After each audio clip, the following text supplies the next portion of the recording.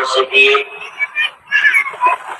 فالطريق إليه واضح للقاصدين والدليل عليه لائق للناظرين. والصلاة والسلام على سيدنا محمد وعلى آله وأصحابه الطيبين الطاهرين. يا حي يا قيوم يا حنان يا منان يا ديان يا سلطان يا ذا الجلال والإكرام. أما بعد حضرات المكرمين para alim, para ulama, para suhama, wabil khusus sahibil fadilah, sahibil makan wal makanan, guru kita bersama Kiai Haji Dr. Yusuf Mubarak, pengasuh Pondok Pesantren Al-Mubarak, serta Ibu Nyai dan keluarga besar wabil khusus Gus Aziz. Ini saya kebanyakan ngobrol, habis suaranya. Dari siang ngobrol terus, ini suaranya mulai habis. Para kiai-kiai yang lain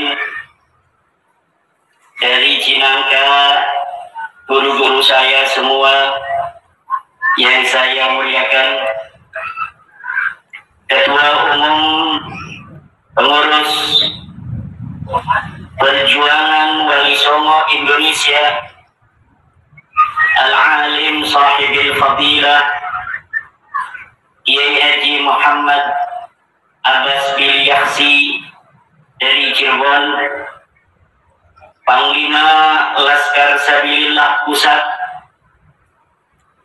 Syarif Ali Hifni, Ketua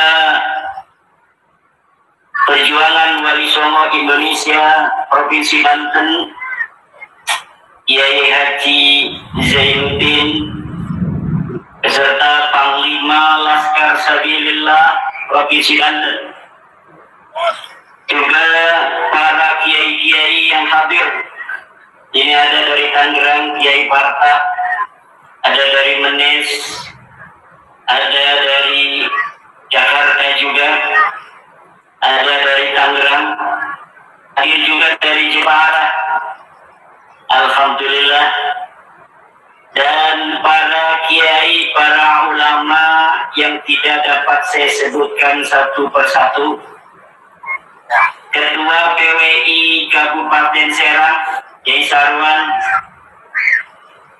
para sesepuh PWI yang hadir, barokah malam hari ini semuanya, ibu-ibu, bapak-bapak, hadirin hadirat, ma'asyiral muslimin rahimakumullah. Malam hari ini adalah maulidnya baginda Nabi besar Muhammad. Malam hari ini juga haul keturunannya Sultanul Aulia Al-Bazul Ashhab, Raja Wali Hitam Qutbu Baghdad Asy-Syaikh Muhyiddin Abdul Qadir Al-Jailani radhiyallahu anhu. Juga haul al-awliya'ut tis'ah alladzina ballaghu dinal islami fi hadhil ard. Dan haul dari Syekh Syahid Kadupina serta guru-guru tariqah Al-Qadiriyah wa Naqsyabandiyah, sanad tariqah daripada Abah Yusuf Mubarak. Mudah-mudahan para guru-guru kita yang dihaul pada malam hari ini ditambah derajatnya oleh Allah Subhanahu wa Ta'ala.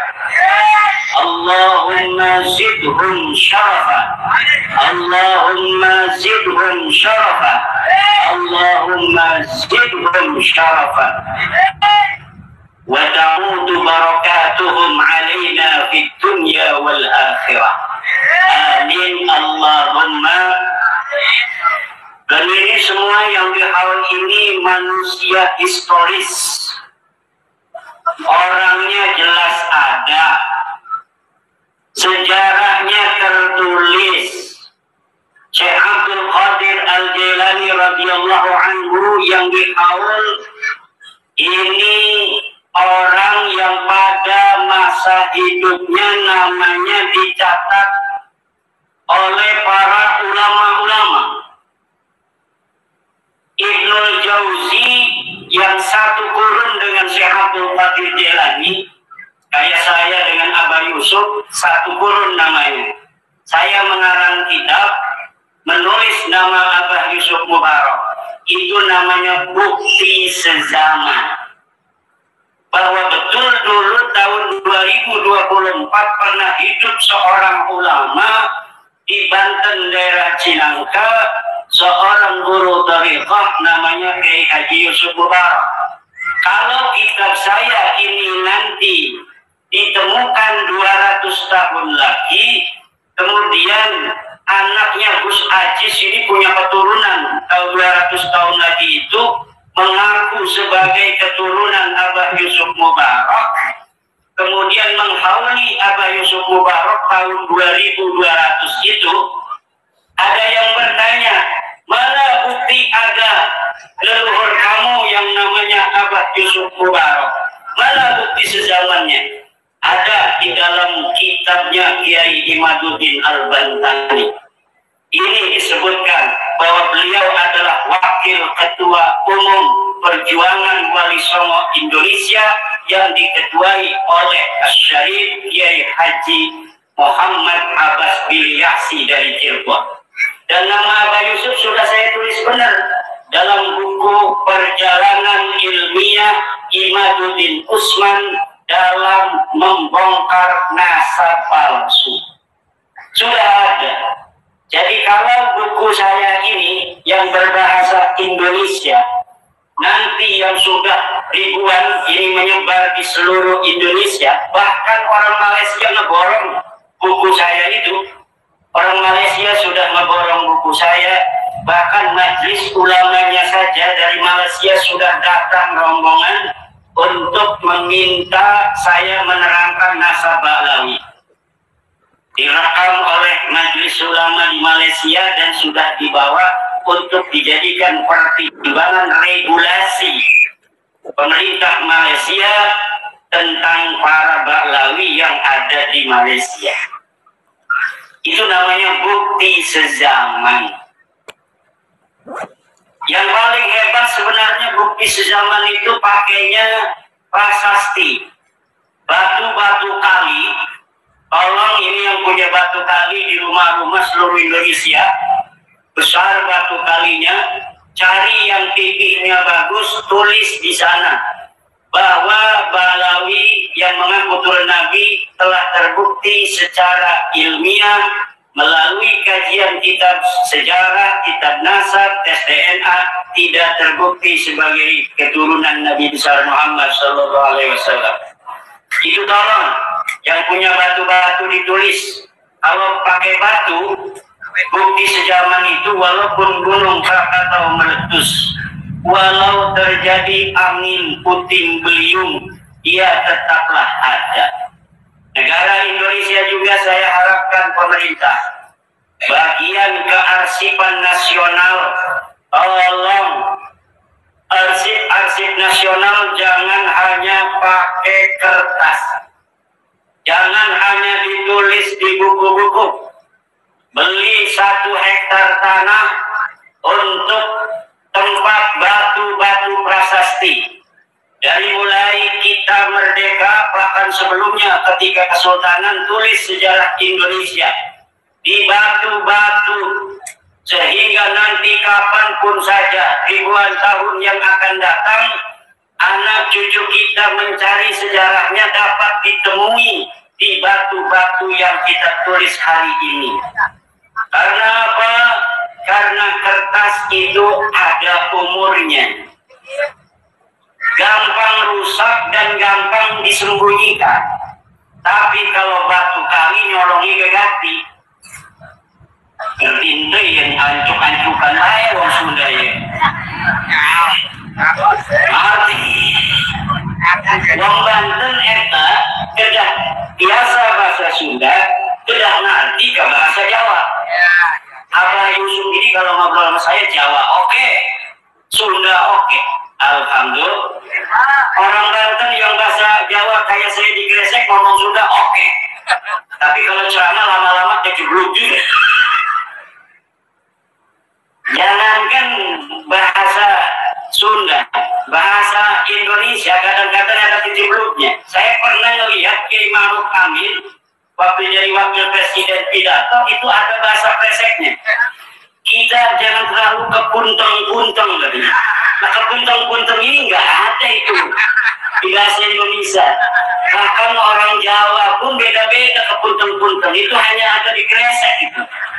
Kepunteng-punteng itu.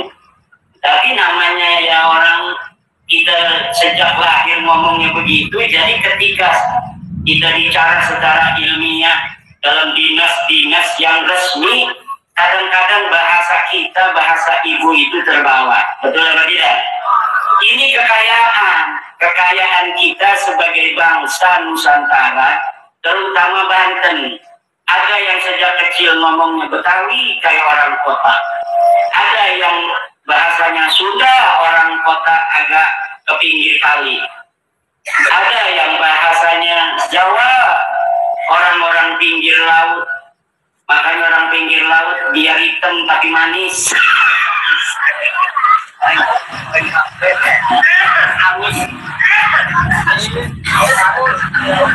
Ibu-ibu ngajarin bahasa Sunda pada anak-anaknya jangan ditinggalkan. Walau anak kita berbahasa Indonesia, karena dia di pautnya bahasa Indonesia, tapi kita sama anak jangan sampai ditinggal bahasa Sunda Banten. Bahasa nu paling halus Sundana di seluruh dunia. Ya bahasa Sunda Banten, iya bahasa asli Sunda.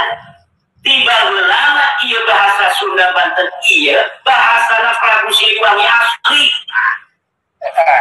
Lamun bahasa Kabayan Nyi Iteng, eta mah bahasa Sunda geus ka dieu. Eta mah bahasa Barakoko. Lamun bahasa Sunda asli eta nyaeta bahasa Sunda Pandeglang, Sunda Cinangka, Sunda Kadukaweng, Sunda naon tah? Labuan tah Isirojta. Eta Sunda asli tah. Sunda sejak zaman kerajaan Salaka-Negara, ganti deui kerajaan Tarumanegara, ganti deui kerajaan Sunda Pajajaran, ganti deui kerajaan Pajajaran wungkul, ganti deui Kesultanan Banten. Eta Sunda di dieu eta can berubah. Tiba heula Sunda eta aslina ya modal Sunda Pandeglang ieu. Pokona mah kitu teh pokona mah. Eta Sunda asli eta udah dirubah-rubah dan jangan malu orang Pandeglang bahasa Sunda kalau lagi di Bandung gak mau bahasa Sunda lah, takut kelihatannya kasar, kedengarannya kasar. Ente kasar, eta Sunda mah asli. Ulah aing. Naonan dia sungut siap. Kita sudah asli ya bentuknya. Yang bahasa Jawa sebagai bahasa ibunya jangan ditinggal. Boleh kita ajarkan anak kita bahasa Indonesia, bahasa Inggris, bahasa Mandarin, bahasa Jepang, bahasa Taiwan. Tapi bahasa ibu ulah sampai hilang. Bahasa Sunda Banten ulah hilang. Bahasa Jawa Banten ulah hilang. Iya bahasa Jawa Banten senajan eta bahasanya Jawa, tapi dibawa ke Jawa Tengah. Orang-orang Jawa Tengah ngerti ya. Bahasa Jawa asli di Jawa Tengah, tapi dibawa ke Jawa Tengah ayeuna urang ngomong Jawa teu pada ngarti. Kumaha cenah aing ti Demak ieu. Itu cuma aing ngomong Demak, aing ngomong Jawa, aing mengerti ngomong naon cenah eta. Kumaha, tapi itu adalah kekhasan.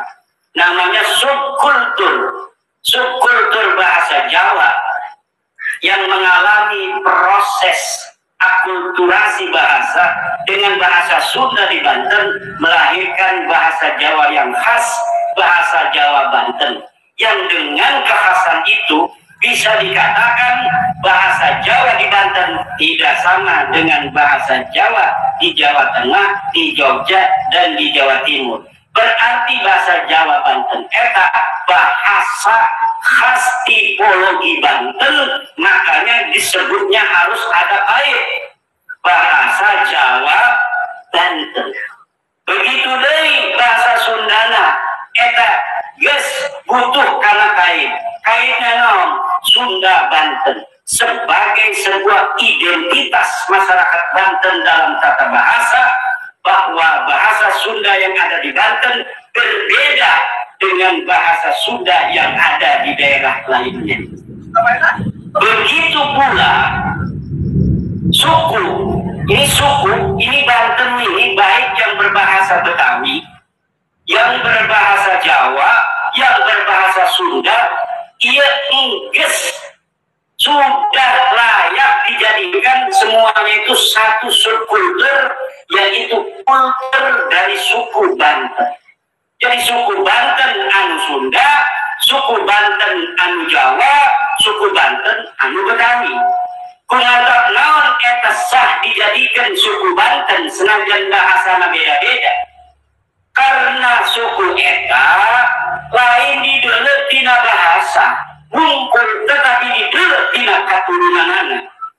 Eta jelma-jelma anu aya di kota Tangerang senajan ngomongna Betawi tapi masih aya keuleuh jeung Prabu Siliwangi. Eta budak-budak di Kresek, Keronjok, urang-urang Keronjok, urang Tirtayasa, Pontang senajan ngomongna eta ngomong Jawa, aya dina Jawa, tetapi kawinna eta di Jawa jeung turunan Prabu Siliwangi deui. Apalagi yang Sunda ini paling tua, kakak tertua, Cupakai. Dan kalau dari kitab suci ke barat kan ada kakak pertama, kakak kedua, kakak ketiga itu. Kakak kelima. Jadi ini kita sebagai suku Banten yang berbahasa 3 bahasa. Bahasa Betawi, bahasa Sunda, jeung bahasa Jawa. Eta senajan bahasana beda-beda, tapi kurang satu katurunan nya eta Prabu Siliwangi. Ya. Kumaha Prabu Siliwangi eta boga injuna loba. Kumaha manehna pamajikanana 200. Pamajikan ti Prabu Siliwangi eta 200 awewe. Makanya keturunan nage itu cukup hiji, namun masih ayah terus. Jadi kalau terus itu bukan hanya mewarisi darah, tapi mewarisi semangat dan sifat. Ada turunan Prabu Siliwangi darahnya, tapi sifat dan semangatnya bukan sifat Prabu Siliwangi. Mana eta buktina? Siang kalian lu eta ngawalisan getina Prabu Siliwangi, tapi ngawalisan semangat jeung sifat kawali di Prabu Siliwangi. Eta masalah. Setuju ibu? Nasib. Pengen punya suami penakut apa pemberani? Nakut katanya. Alhamdulillah penting ibu kurang sadayana nakaulan jelma-jelma nu agung. Buya Sohib Garupinan jelma nu agung nu luhur waliullah. Ahli syariat, ahli thariqah, ahli hakikoh, ahli ma'rifah. Wali Songo alhamdulillah nyebarkan agama Islam. Urang sadayana ayeuna duduk di dieu ngucapkeun la ilaha illallah Muhammadur Rasulullah. Pasti eta aya nu ngabawa Islam ka dieu.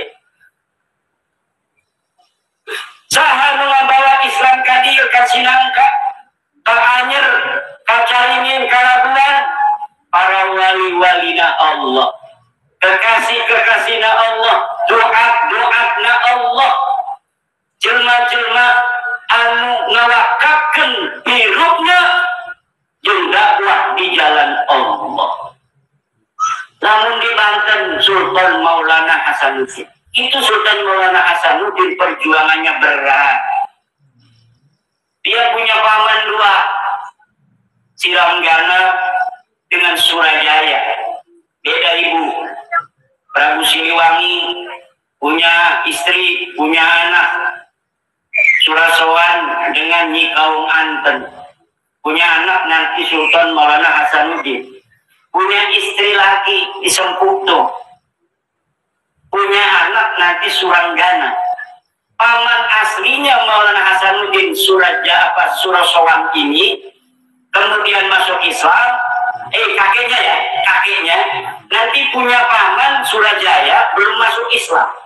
Ketika Surasowan Kupres diganti ku Surajaya, pamannya Maulana Hasanuddin belum mau masuk Islam.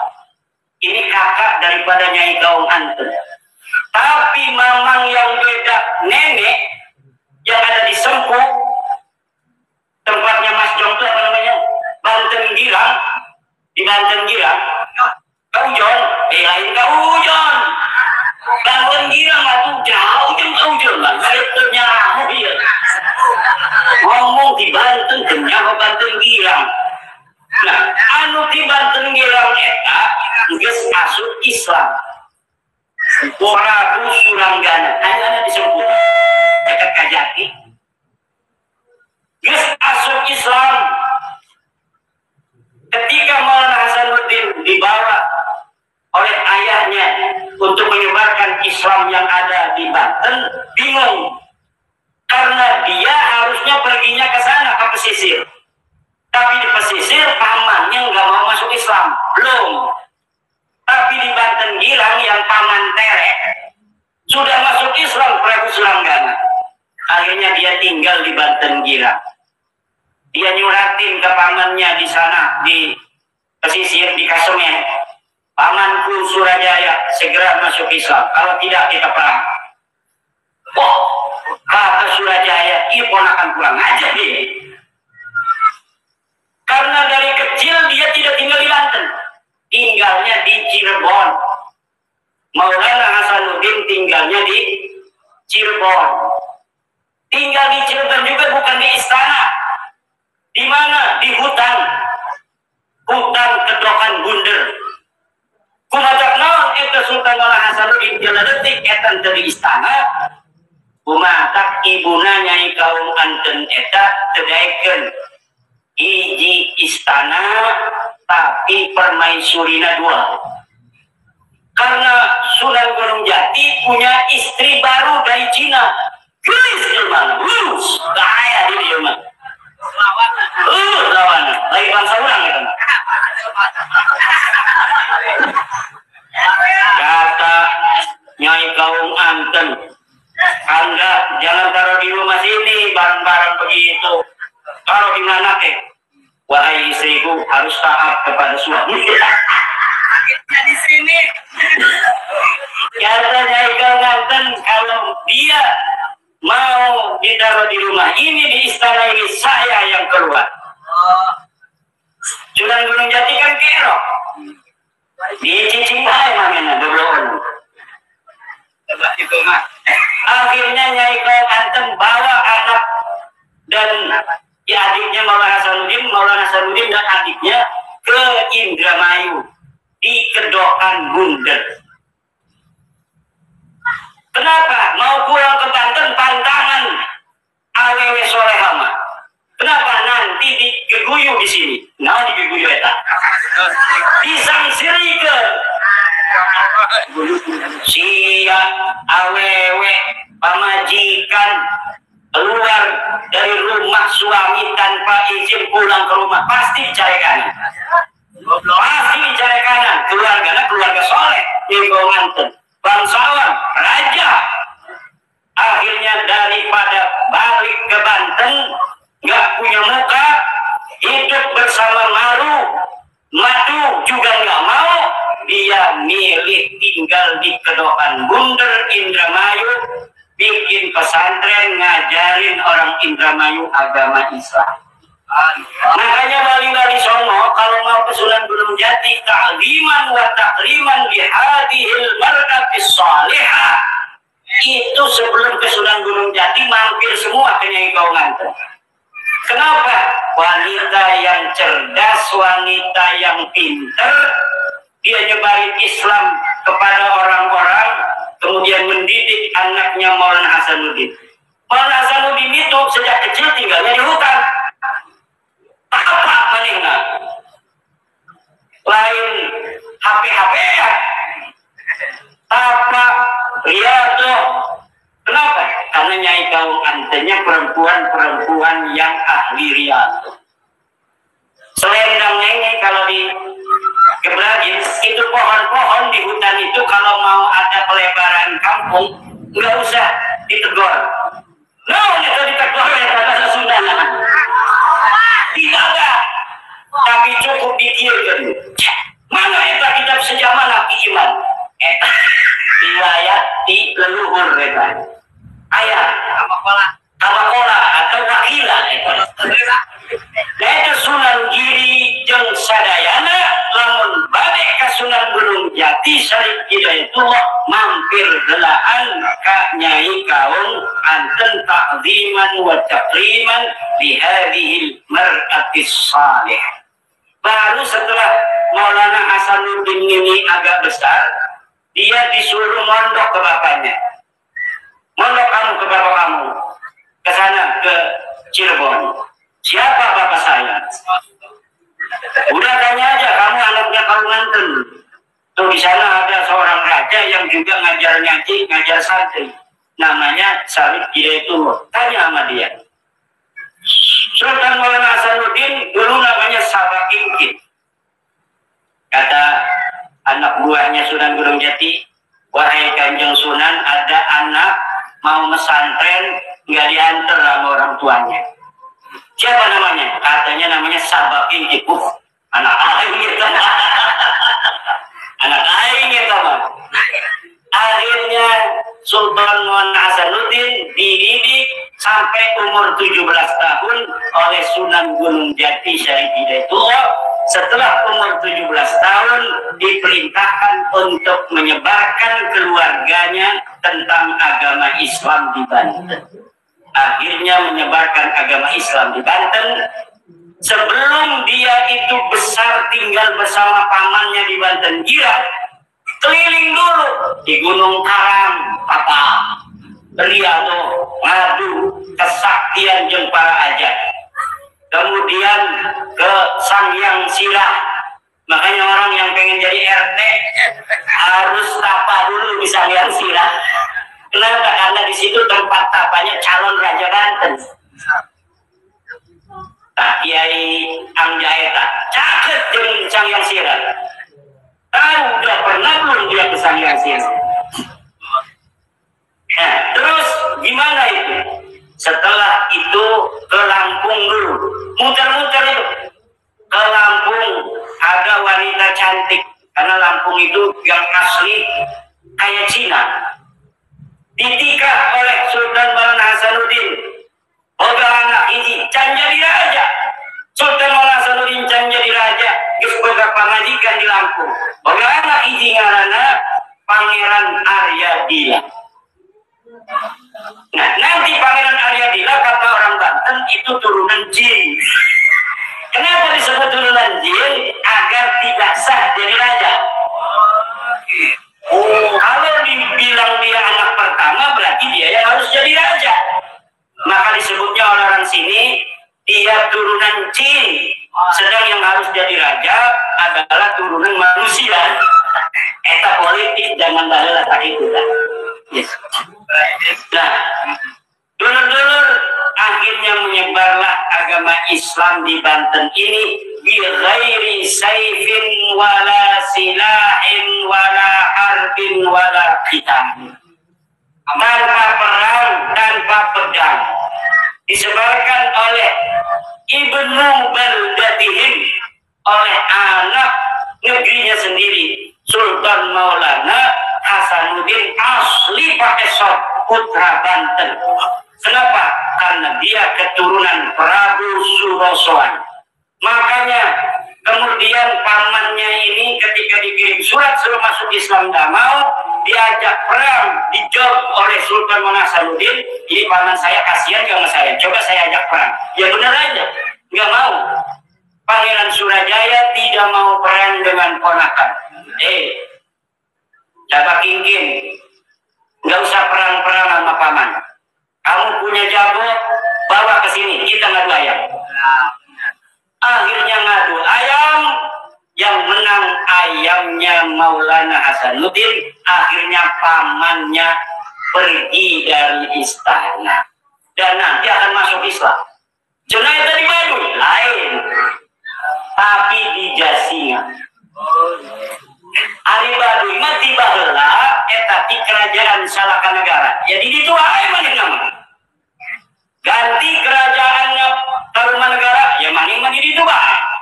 Ganti kerajaan Pajajaran, ya mani di Dubai. Ayeuna geus nabi eta kan loba, Nabi Adam, Nabi Nuh, Nabi Idris, manehna pasti Nabi Adam bae. Urang geus 25 nabi jeung rasul eta urutanana, tapi dulur-dulur urang anu aya di Baduy pasti Nabi Adam. Yang di mana? Abdi nyorang kan itu ngobrol.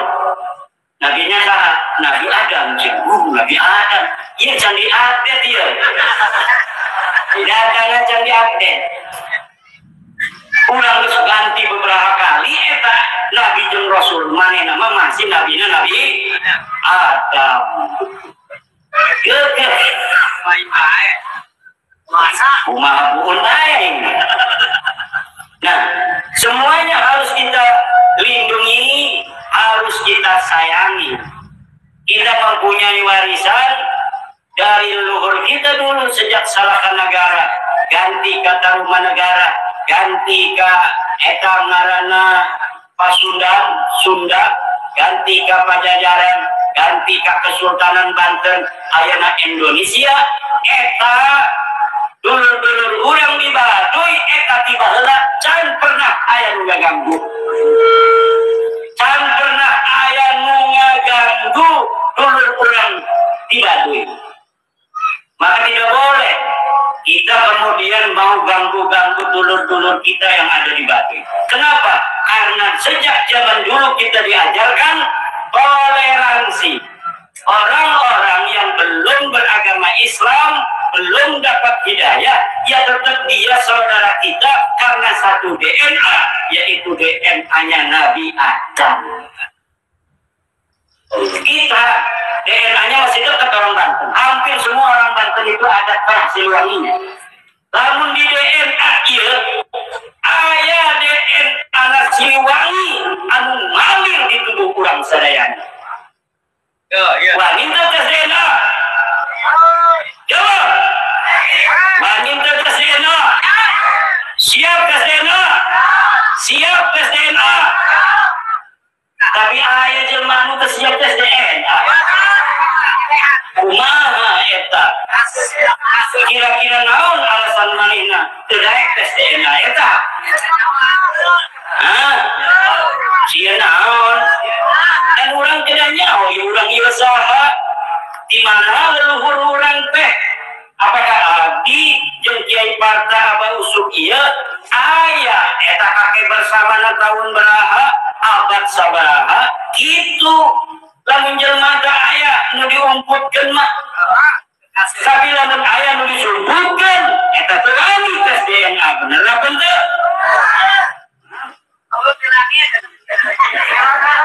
Tapi engke sadaya enggak, iya rahasia ya. Sadaya anak engke bakal dites DNA ku pemerintah.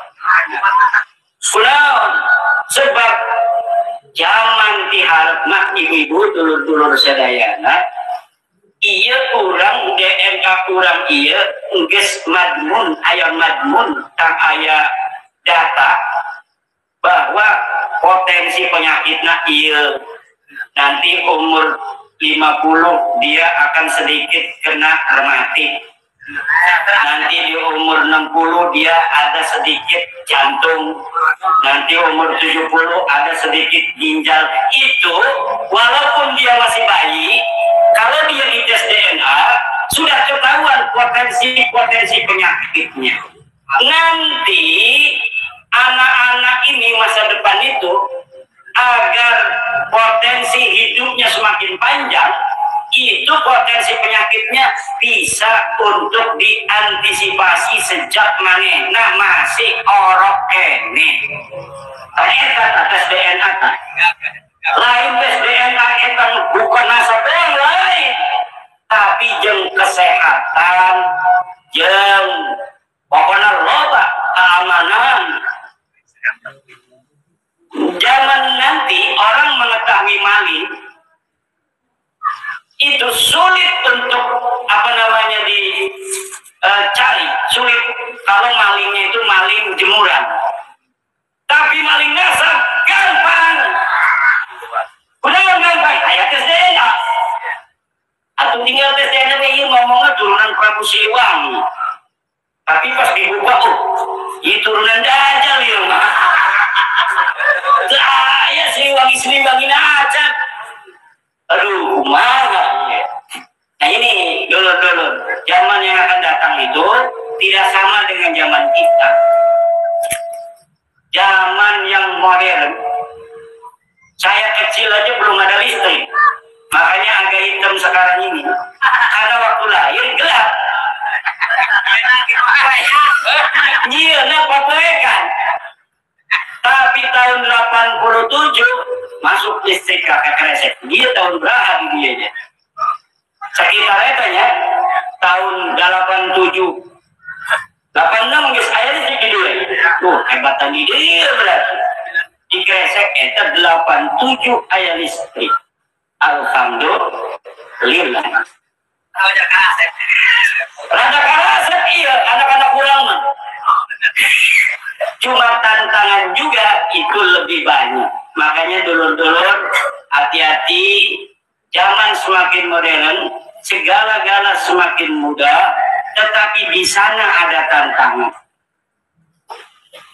Agama Islam dengan adanya teknologi tidak bertentangan dengan teknologi. Bahkan agama Islam bisa berjalan seiring sejalan dengan teknologi. Dengan adanya kapal itu dibikinnya oleh orang Yahudi, jangan diharamkan. Kenapa? Ada manfaat di sana. Kita haji dulu, nenek saya tahun 75 masih pakai kapal. Cuma 2 bulanan eta tadi itu kayaknya. Nggak ada yang bawa koper, bawahnya itu kayak besi yang gede itu, masih ada sampai sekarang. Namanya disebutnya sekarang. Sekarangnya gede besinya itu, katanya ini bekas haji zaman dulu. Bisa beli pendil samin yang gede itu. Sekarang nggak boleh kita beli pendil samin dibawa ke pesawat, harus pakai ekspedisi, apa namanya itu, kargo. Tapi baheula eta dicincing-cincing lamun urang meuli pendil samin eta.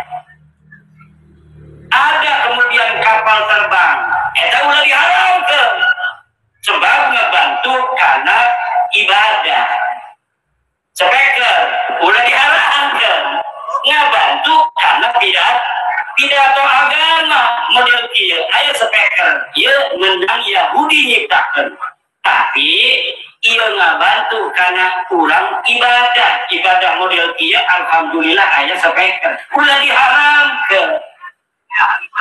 Dilarang teu. Ayeuna aya DNA yang bisa membantu manusia untuk mendeteksi potensi penyakit, untuk mengetahui kekerabatan, untuk mengetahui keamanan dan lain sebagainya. Ulah diharamkeun. Benar, harus didukung, kecuali digunakan untuk yang haram. Seperti pisau bisa untuk membantu ibu-ibu di dapur ngirisan bawang, tapi bisa juga dipakai oleh orang jahat untuk membunuh. Ulah diharamkan pesona. Gara-gara ayah penjahat pakai peso, eta jeung kejahatan, tapi ayah manfaatna anak leuwih loba tina madarat. Begitu, Ibu. Ini kembali kepada haul. Ini ahlu asy-syari'ah, ahlu at-tariqah, ahlu al-haqiqah, ahlu al-ma'rifah. Karena urang tarik ilallah eta opat ieu. Pertama, urang kedah syariat geulana. Anu kadua kedah tariqah. Anu katilu kedah haqiqah. Anu kaopat kara ma'rifah. Ieu syariah ibarat perahu. Tariqah ibaratna lautan. Haqiqah jeung ma'rifat eta inten mutiara. Inten mutiara adanya di lautan. Orang yang pengen inten mutiara, maka dia harus datang ke lautan. Datang ke lautannya harus pakai alat, namanya perahu. Kalau dia nggak pakai perahu, nggak pakai selam, alat menyelam, maka dia akan tenggelam. Syariah eta ibarat perahu. Tariqah ibarat laut. Lamun urang hoyong ka laut, neangan anu ngaranan mutiara kedah mawa perahu. Baru dari perahu kita lihat di mana adanya inten mutiara itu. Baru dari situ nanti kita dapatkan inten mutiara. Orang yang mencari inten mutiara tapi bukan di laut nggak bakal ketemu. Karena mutiara hanya ada di lautan. Orang yang nyari di lautan tapi nggak pakai perahu, tenggelam. Orang yang tariqah tapi manehna teu nyaho kana syariah, eta kalelep. Cek urang kresek nama. Pokona eta. Inten mutiara teu menang, manehna pae. Tah, eta tah. Makanya syariah ieu penting, syariah anu pertama. Nah, ngaran syariat asy-syari'atu ma'khudatun minal kitabi was sunnati wal ijma'i wal qiyas. Syariat itu diambilnya dari Al-Quran, hadis, ijma, dan qiyas. Anu diambil tina kitab sunnah ijma jeung qiyas tarekna eta tarik ijtihad eta asup kana babna bab fiqih. Al ilmu bil ahkam syar'iyyati al amaliyati al muktasabu min adillatiha tafsiliyah eta fiqih. Lamun urang hayang tariqah can ngerti fiqih eta bahaya. Man tasawwafa wa lam yatafaqqah faqad tazanda. Saha jelmana tasawufan tasawufan tapi manehna can ngaji patul qalib faqad tazanda kok maka manehna eta asupna kana kafir jin. Jadi wali teu stres. Jadi wali teu nah eta al ilmu bil ahkam syar'iyyah, ilmu karena hukum-hukum syara. Hukum-hukum eta ya tilu. Al ahkam syar'iyyah, al ahkamul aqliyah, al ahkamul hissiyah. Al ahkam asy-syar'iyyah ieu salat, al ahkam al aqliyah al wahid nisful isnain hiji eta satengah tina dua. Al-ahkam al-hissiyah an-naru mufriqatun. Yang namanya api itu membakar. Itu al-ilmu, ilmunya itu bil ahkam al-hissiyah.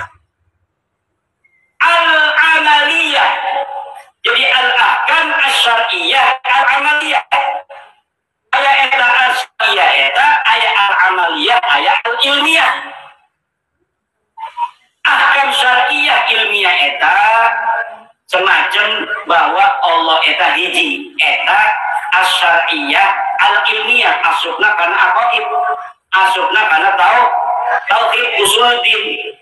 Tapi kalau umpamanya fikih itu asyariyatul amaliyah al-muktasabu yang diijtihadi min adillatiha tafsiliyah dari dalil-dalil tafsil.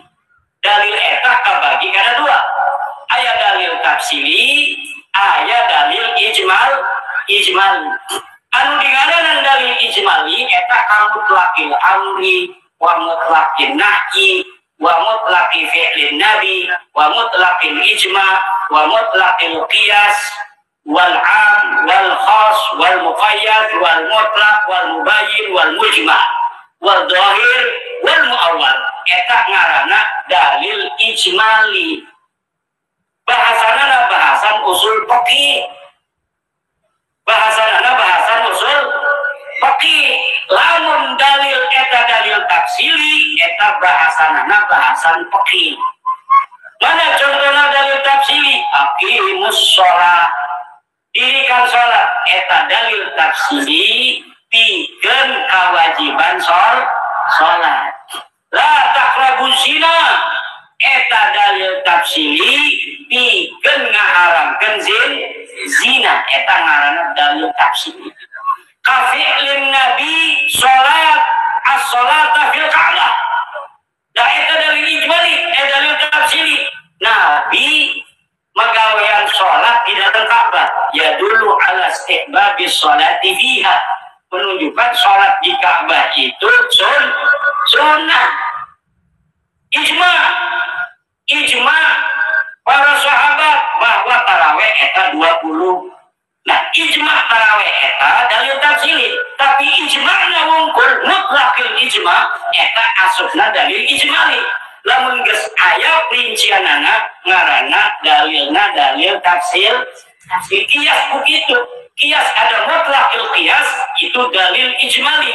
Tapi qiyasul burri 'alal arus au aksuhuma au aksuhu qiyasul arus 'alal burri eta dalil tafsili. Nah, eta kalau kita sudah memahami yang namanya fikih, baru naik pada yang namanya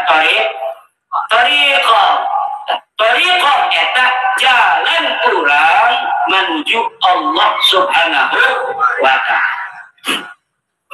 Iya anu di Holland ieu jelma-jelma anu geus jamaah bainal fiqhi bainal syariah wal haqiqah wat tariqah wal ma'rifah. Insya Allah. Kumaha orang ngomong gitu karena hiji jelmana jelas. Aya jelmana. Ada zaman sekarang orang yang katanya wali, orang yang katanya keramatnya banyak, tapi pas dilihat di sejarah nggak ada. Keramatnya hebat, imam mujtahid, al-jami' bainal asyariah wal haqiqah, bisa untuk mi'raj ke langit 70 kali. Setelah meninggal, dia bisa untuk keluar dari kuburan untuk mensalati orang-orang yang meninggal dunia. Itu namanya klaim. Kita lihat betul apa tidak? Itu dengan apa? Dengan melihat secara metodologi ilmiah kitab-kitab yang dikarang pada masa itu. Dia mengklaim hidup tahun 653 Hijriah. Kita lihat di sana, abad ke-7 Hijriah, kitab itu banyak di Yaman. Kitab sejarah, kitab tasawuf, kitab fikih, kitab tauhid, dikarang banyak. Ada tidak yang menyebut nama dia? Ternyata tapi kalau Sayyidina Syekh Abdul Qadir Al-Jilani yang kita kholi pada malam hari ini, orang yang semasa dengan beliau itu mencatat namanya waliyun masyhurun alimun fadilun, yang kalau ngaji ribuan orang yang hadir di majelisnya. Ketika beliau meninggal, orang yang mensalatinya dari segala penjuru datang sampai beberapa kali disalati. Itu dicatat oleh ulama-ulama pada masanya. Kayak Sayyidina Prabu Siliwangi, kata Profesor Dr. Kiai Haji Haji Maruf Amin itu sudah Islam. Saya tanya, Pak, itu Islam? Islam ya, Pak. Kenapa? Saya udah jarang. Kalau saya belum menemukan sebuah data Prabu Siliwangi masuk Islam. Prabu Siliwangi, kenapa? Begini, waktu masuk Islam, mau kawin itu kenapa istrinya yang namanya Nyai Subang Larang atau Nyai Subang Kanjang itu nanti hidupnya misah? Karena Prabu Siliwangi, kakek kita bersama itu, orangnya toleransi. Nyai Subang Larang garis keras Islamnya. Jadi ketika Prabu Siliwangi masyarakatnya ini masih banyak yang Hindu, kalau ada acara Hindu, Prabu Siliwangi datang ikut-ikutan. Om Swastiastu, Namo Buddhaya, gitu. Katanya Subang Larang, katanya udah masuk Islam, kawin dengan Neng. Tapi kenapa masih ikut-ikutan? Ini toleransi. Toleransi nggak boleh begitu, katanya Subang Larang. Akhirnya Subang Larang bawa anaknya 3. Keluar hutan lagi, nasibnya sama dengan Nyai Gaungan. Jadi ternyata orang-orang besar itu banyaknya ibunya sengsara, minimal dicandung. Biasanya itu anaknya jadi orang besar. Kalau ibunya dicandung, anaknya banyak yang jadi orang besar. Contohnya Abu ya tadi. Anak hafal Quran sedayana Abu ya sepuh itu. Benar tak? Kenapa? Karena susah ibunya dicandung. Ya kan? Maka dalam orang hayang boga katurunan, jatuh ilmuna, agamana, pangkatnya, maka tolong.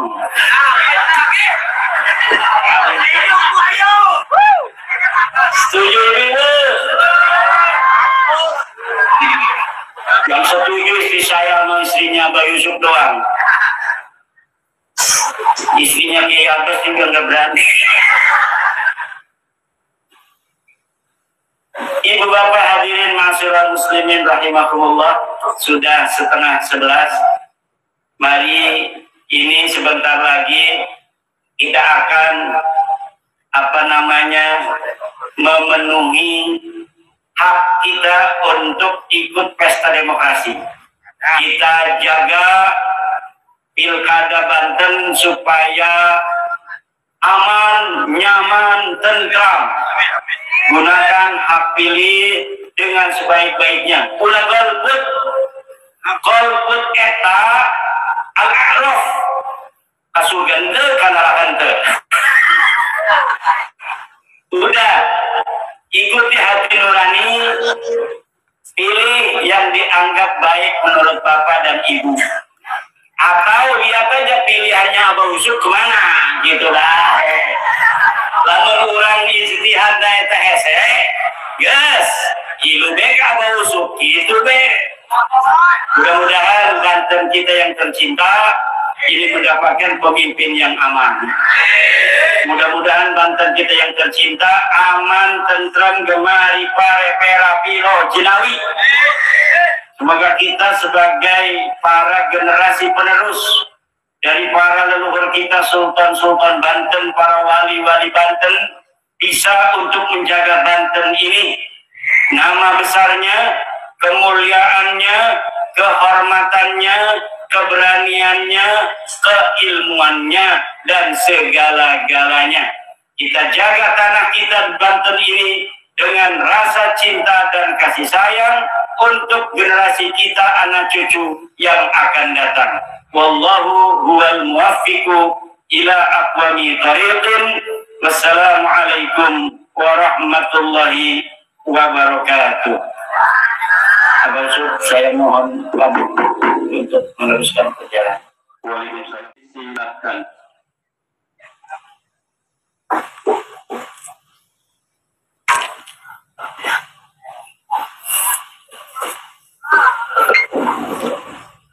Assalamualaikum warahmatullahi wabarakatuh.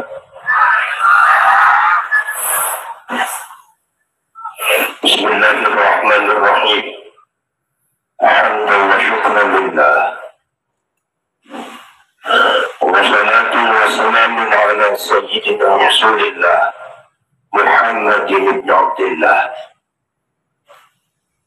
وعلى آله وأصحابه ومن تبع هداه ومالاه لا حول ولا قوة إلا بالله.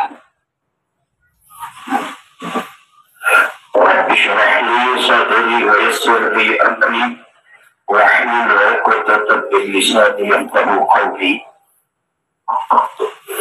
سبحانك لا علم لنا إلا ما علمتنا إنك أنت العليم الحكيم. صدق الله العظيم وصدق رسوله النبي الكريم ونحن على ذلك من الشاهدين والشاكرين والحمد لله رب العالمين وبعد. معاشر المكرمين para alim ulama wakil bil khusus Buya Yusuf Mubarak, Buya Imaduddin Uthman Al-Bantani, para sepuh ini sepuh, pejabat pemerintah, masyarakat Simalungun sejayanya. Alhamdulillah wa syukurillah, pada hari ini kita semua bisa melaksanakan Haul Syekh Abdul Qadir Al-Jilani, Maulid Nabi Muhammad sallallahu alaihi wasallam. Mudah-mudahan kita semua mendapatkan barokahnya di dunia dan di akhirat. Allahumma amin ya rabbal alamin.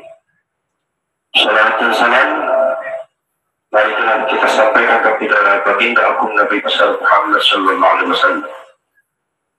Mudah-mudahan kita semua termasuk orang-orang yang akan mendapatkan syafaat beliau di hari akhirat nanti. Allahumma amin ya rabbal alamin. Para student, mungkin saya nggak bisa lama-lama karena saya datang ke sini mahabbatan li akhil karim Buya Yusuf Mubarak. Sebetulnya saya ini lagi dalam keadaan kurang begitu sehat karena terlalu capek. Mudah-mudahan perjuangan ini tetap dilanjutkan oleh masyarakat Banten,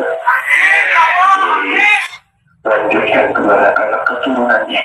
Jangan sampai sebatas pada kiai-kiainya, karena ini adalah persoalan kebangsaan, kenegaraan, kerakyatan, bahkan keagamaan, menyangkut masalah yang berkaitan dengan baginda Rasulullah SAW. Saudara-saudara sekalian, alhamdulillah wa syukurillah. Jadi sedikit ada tertarik apa yang dibahas oleh Imaduddin Al-Bantani itu sesuatu yang pernah menggelitik diri saya, yaitu apakah kerajaan Pajajaran dan Prabu Siliwangi ini adalah Hindu Buddha. Kalau Hindu Buddha, saya pertanyaannya kenapa di Jawa Barat tidak ada candi? Kenapa di Jawa Barat tidak ada pura, tidak ada kuil, tidak ada patung, tidak ada peninggalan seperti di Jawa Tengah Majapahit Islam, Majapahit Hindu? Hampir dari Jawa Barat ujung sampai ujung timur, ujung barat sampai Banten, itu tidak pernah ditemukan ada peninggalan Hindu dan Buddha. Nomor dua, kalau seumpama Hindu Buddha, kenapa peninggalannya tidak disebut Hindu Buddha yang ada di Banten Selatan, yang ada di Baduy? Pangeran Surosoan itu meninggalkan apa yang disebut dengan Sunda Wiwitan. Kenapa tidak Hindu dan Buddha? Ini pertanyaan yang menggelitik saya. Sehingga ada satu kajian Profesor Dr. Ahmad Shalibi. Ahmad Shalibi itu bukan berarti Shalib. Kalau Shalib yang Kristen itu memakai solib. Kalau ini memakai shin, Shalib sama dengan Shalabi. Ahmad Shalabi, Ahmad Shalibi. Profesor Dr. Kamal Shalibi ini pernah saya baca buku, cuma sudah lama. Bukunya saya cari juga nggak ada, tapi saya baca.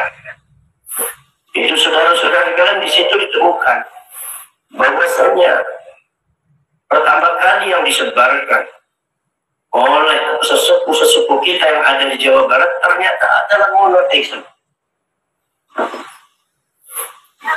Ibu-ibu monoteisme ngertos aja dan paham yang terus dengan kembali monoteisme itu tauhid, paham tauhid, memahami hanya Tuhan, hanya satu. Di situ saya baca ternyata jawabannya itu sangat menarik bagi saya. Bahkan menurut saya itu adalah kesimpulan yang mungkin kesimpulan yang mendekati kebenaran. Jadi kalau begitu yang memframing bahwa Pajajaran itu adalah kerajaan Hindu itu siapa? Kalau seumpama babat tanah Jawa yang ada di Jawa, cerita tentang masalah Majapahit, Pajang, Mataram dan Demak itu juga adalah orangnya disuruh oleh Belanda sehingga membuatkan suatu cerita khurafat yang sangat fitnah, Amangkurat I, di mana Amangkurat itu adalah orangnya jahat, membunuh 5.000 ulama dan setiap setiap ketemu dengan istri orang yang cantik langsung diambilnya, suaminya dibunuhnya. Itu cerita Belanda. Ternyata saudara-saudara kalian ceritanya nggak seperti itu. Amangkurat I memang lepas daripada Mataram dan Majapahit ketika itu, tapi Amangkurat itu tidak punya cerita seperti itu. Itu fitnah daripada Belanda. Tapi itulah yang tertanam di dalam masyarakat Jawa sampai detik itu. Sampai Amangkurat itu namanya kurang bagus.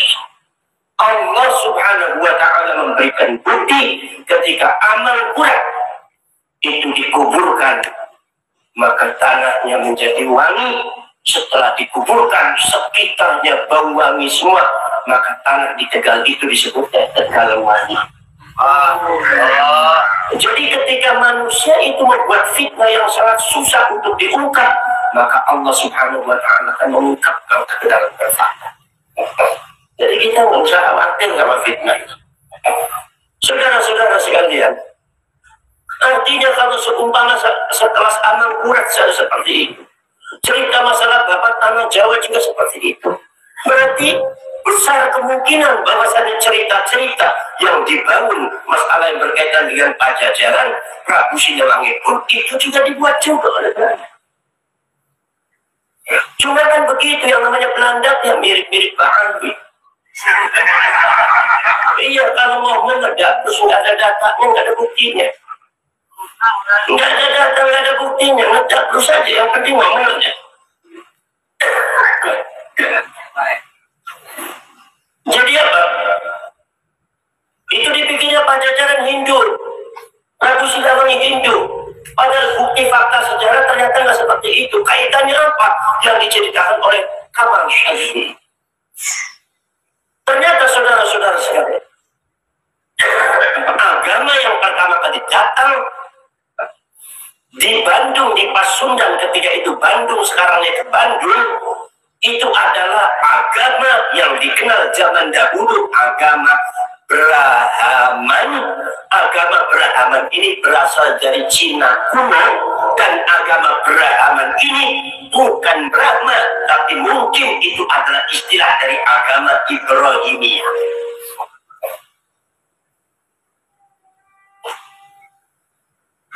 Ini bengongnya bengong ngerti apa bengong bingung nih.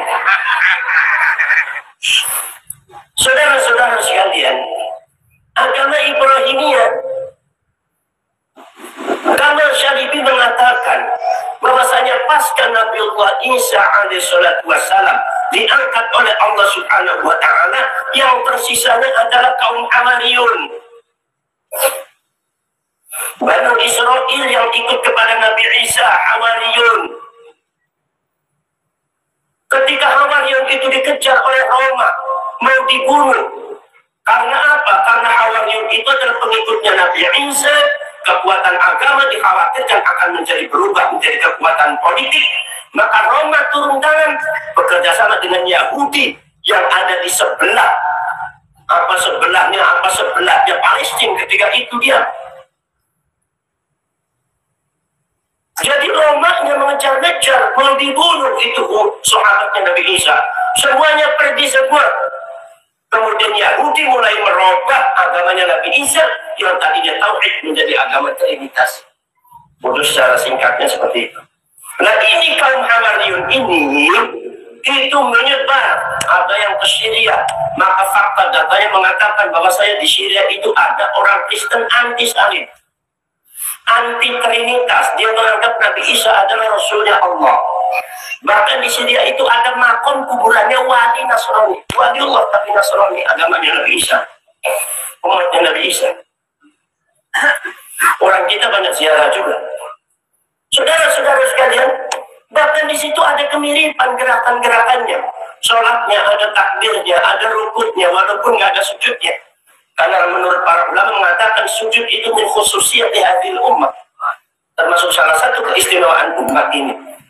Termasuk juga lari di Syria, lari di Mesir.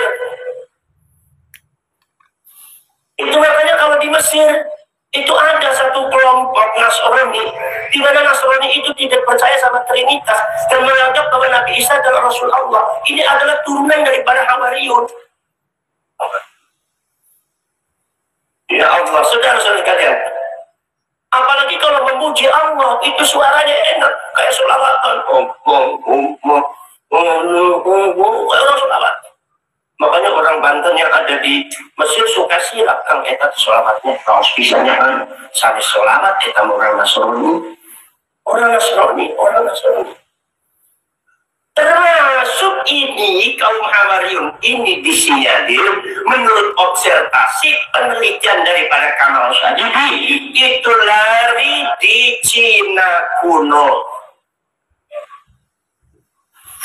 Kemudian saudara-saudara sekalian, pada waktu lari di Cina kuno, pada waktu itu negara Cina itu di bawah kekuasaan Roma.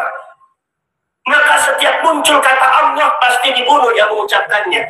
Ketika muncul kata Isa pasti dibunuh yang mengucapkannya. Apalagi menyebut nama Muhammad. Walaupun Kanjeng Nabi Muhammad belum ada karena sudah dikabarkan.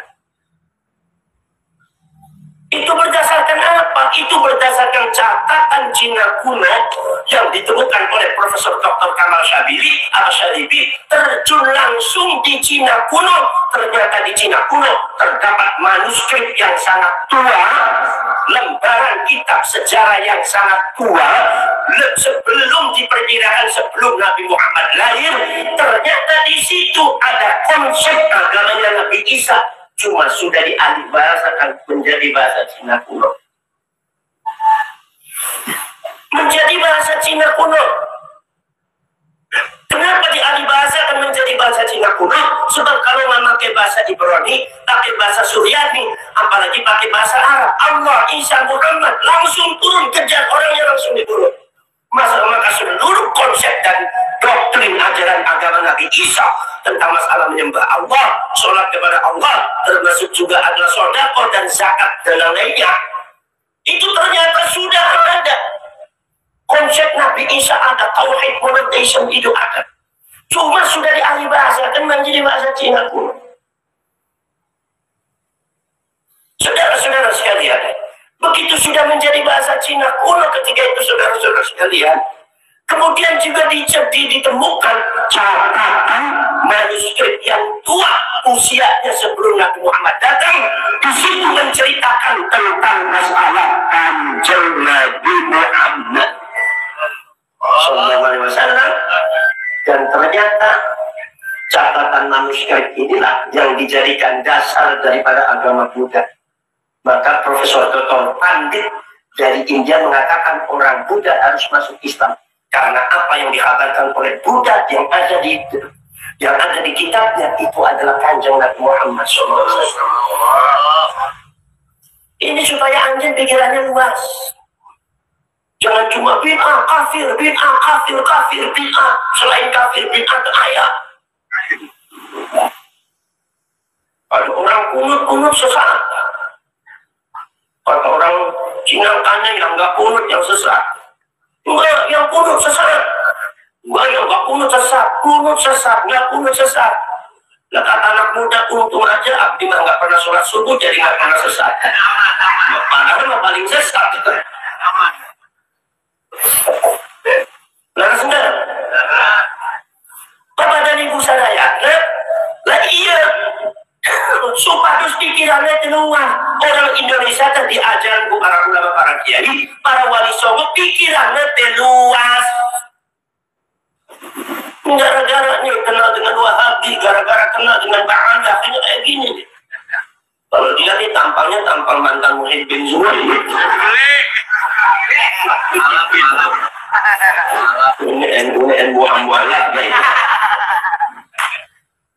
Senang-naun daripada tidak sama sekalinya. Saudara-saudara sekalian, ini saudara,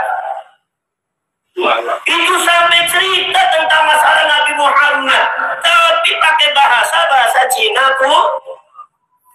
Bakal datang seorang nabi namanya nabi orang yang terpuji Muhammad. Bapaknya namanya hamba Tuhan, Abdullah, hambanya Allah. Ibunya namanya perempuan yang dipercaya, Aminah. Bakal punya sahabat 4 yang bakal menggantikan dia. Dia bakal terusir dari tanahnya menuju ke tanah Yasrib. Tapi Yasrib disebut Yasrib. Itu catatan manuskrip Allah ceritakan kepada Nabi Isa dan umatnya. Itu sebelum Nabi Muhammad, ayat sebelum Nabi Muhammad lahir, dan ternyata dibuktikan di Cina kuno, ditemukan oleh Profesor Dr. Akmal Syadidi. Makanya betul kata Allah Subhanahu wa taala mengatakan, hum ya'rifunahu kama ya'rifuna abna'ahum. Yang namanya orang itu kenal sama Muhammad, mereka kenal sama Muhammad seperti mengenal anak-anak mereka. Memang iya sudah ciptakan. Saudara-saudara sekalian, yang namanya konsep agamanya apa? Agama Ibrahimiyah yang disebut kemudian dialihbahasakan menjadi Brahman. Brahman itu bukan Brahma. Dengan satu konsep ketuhanan, lafaz Allahnya diganti apa? Dialihbahasakan menjadi bahasa Cina kuno apa? Yang. Makanya Sang Hyang Widiwasa itu adibahasa daripada Innallaha ala kulli syai'in qadir. Agama Hyang ini bukan agama Hindu. Kalau Hindu mah Brahma, Siwa, Wisnu. Tak ayah Hyang. Kalau Buddha masang Buddha Gautama. Nah ini agama yang kesana aslinya dari Cina kuno. Ini Profesor Dr. Kamal Syadidi bahwa yang itu adalah alih bahasa Allah menjadi bahasa Cina kuno menjadi yang dibawa ke Indonesia. Maka dijadikan lapar pertama kali masuk ada di Bandung. Begitu Bandung sebarkan langsung di langsung di tanah-tanah Pasundan. Maka Pasundan adalah tanah yang pertama kali mengenal monotheism, agamanya Nabi Ibrahim. Tuhannya yang Allah. Makanya bapaknya Anjen, mbaknya Anjen, ulama-ulama Banten mengalihbahasakan sholat jadi sembahyang tenang-tenang. Karena memang yang ada alihbahasa daripada Allah. Kadang-kadang orang Wahabi ngerti sejarah itu sembahyang hebat istilah Hindu. Yang benar adalah sholat, udasmu kuntul. Kalau nggak ngerti ilmu, itulah kalau orang jahil nggak ngerti ilmu kayak gitu tulisannya jelek-jelekin terus. Betul-betul. Saudara-saudara sekalian itu.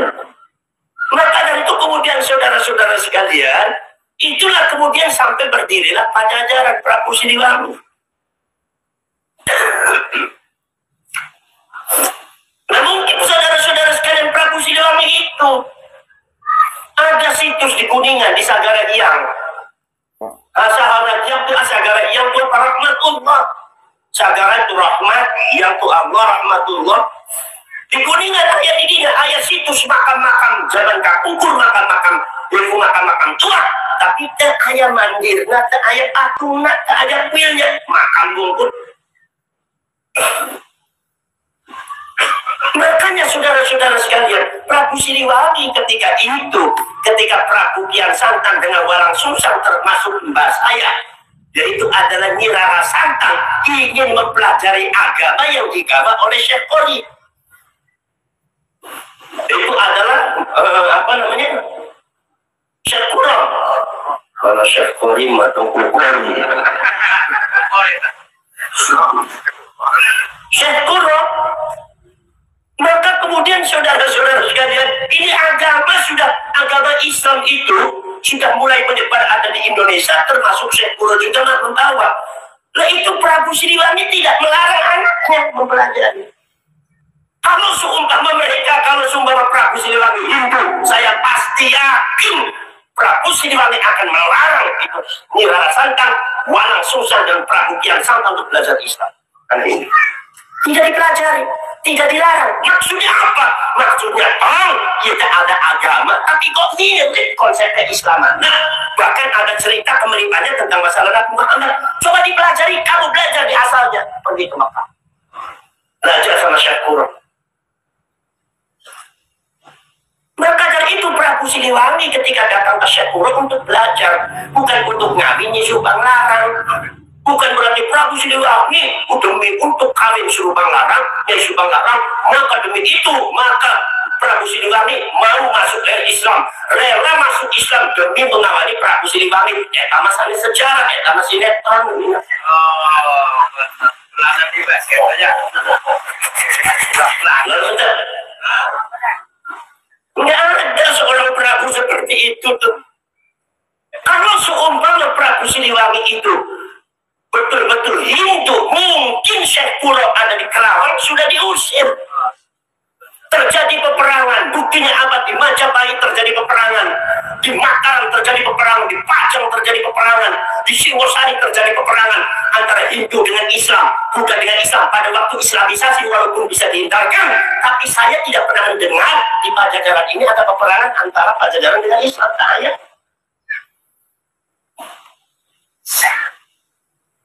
Tengah-tengah penting unggut-unggutan. Saudara sudah paham? Paham? Nah ini saudara ini Anda harus tahu. Maka di sini saudara-saudara sekalian, Prabu Siliwangi masuk Islam.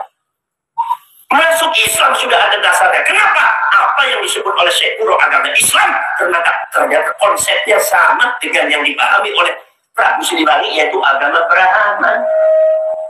Kawinan dengan Subang Larang. Kemudian Prabu Kian Santang, Walang Sungsang dan Nyi Rara Santang itu pergi ke Mekah, ternyata ketemu dengan Syarif Abdullah. Kawin. Betul-betul. Ini menunjukkan Prabu Siliwangi, saudara-saudara sekalian, dan Prabu Siliwangi ini adalah bukan Hindu.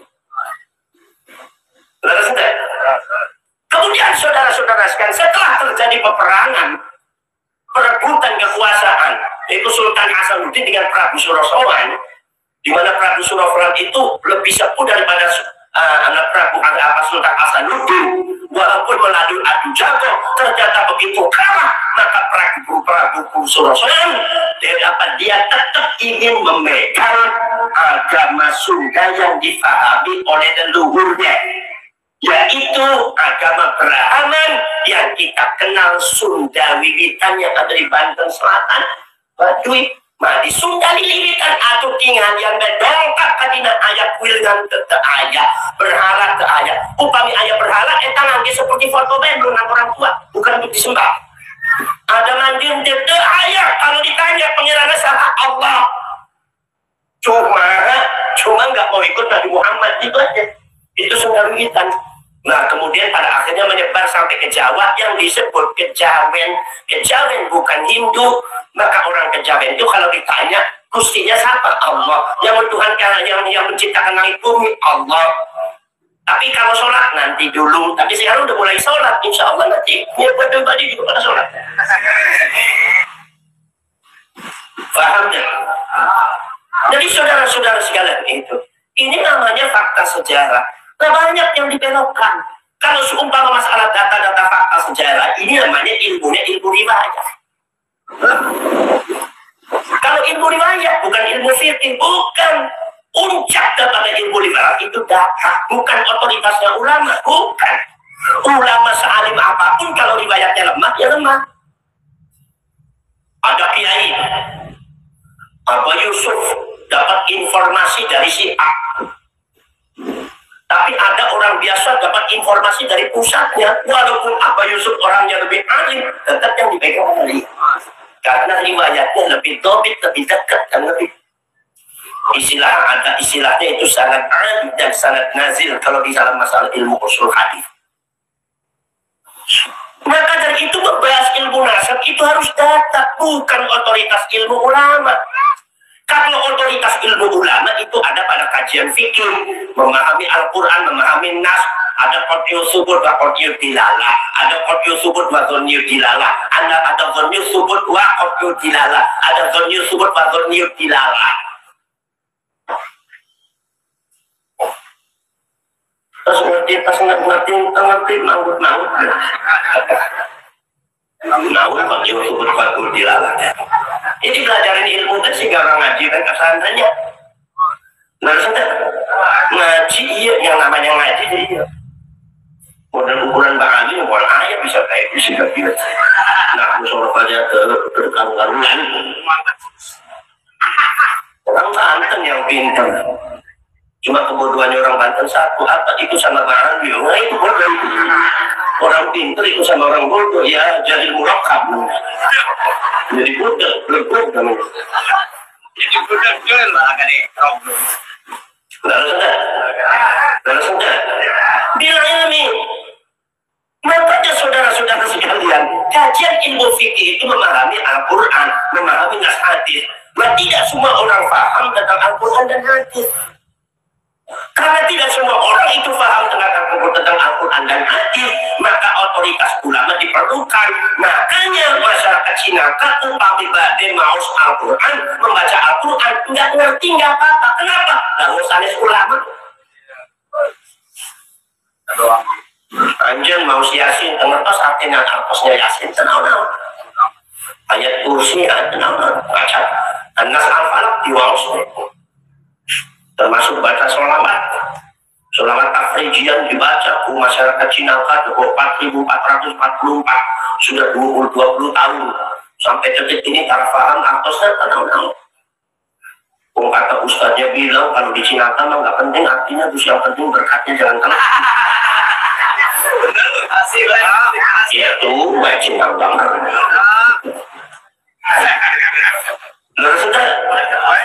Saudara-saudara sekalian, makanya orang baca Al-Quran nggak ngerti. Kenapa? Karena nggak ngerti itu otoritasnya ulama. Dan tidak semua orang ulama yang ngerti Al-Quran mutlak bahwa dia itu benar, nggak ada. Al-Imam Sahibut Takwil Abu Ja'far Muhammad bin Jarir Al-Tabari, seorang ulama besar, abad ketiga Hijriah, punya kitab Jami'ul Bayan fi Tafsiril Quran. Sebagai Syekhul Masyayikh di dalam masalah tafsir itu mengatakan memaparkan Al-Quran dengan hadis dan dengan bahasa dan tahlil al-lughawi dan ijtihadi, tapi terakhirnya tetap wallahu a'lam bishawab, kecuali Allah yang maha tahu. Imam Ibnu Katsir Syekhul Mufassirin bil Ma'thur wa Syekhul Masyayikh wal Huffaz, Umdatu ahli al-ma'ani wal-alfaz al-mushaqqaq fi al-ulum bil-tafahum wal-talaqi, Abu Fida Ismail bin Katsir al-Qurashi al-Dimashqi. Ini saudara-saudara sekalian, memaparkan Al-Quran, menjelaskan Al-Quran dengan hadis yang Kanjeng Nabi, tapi tetap di akhirnya wallahu a'lam bishawab. Kenapa? Karena arti yang tepat sebenarnya hanya Allah yang tahu. Nggak ada ulama yang mengklaim lebih tahu tentang masalah Quran. Jadi kadang-kadang upadi ada orang cuma belajar Al-Quran 3 minggu, 3 bulan di masjid, cuma modalnya jenggotnya dipanjangkan, langsung ngarang-ngarang kiai, merasa paling hebat, paling ngerti tentang Al-Quran. Namanya jadi jahil murakkab.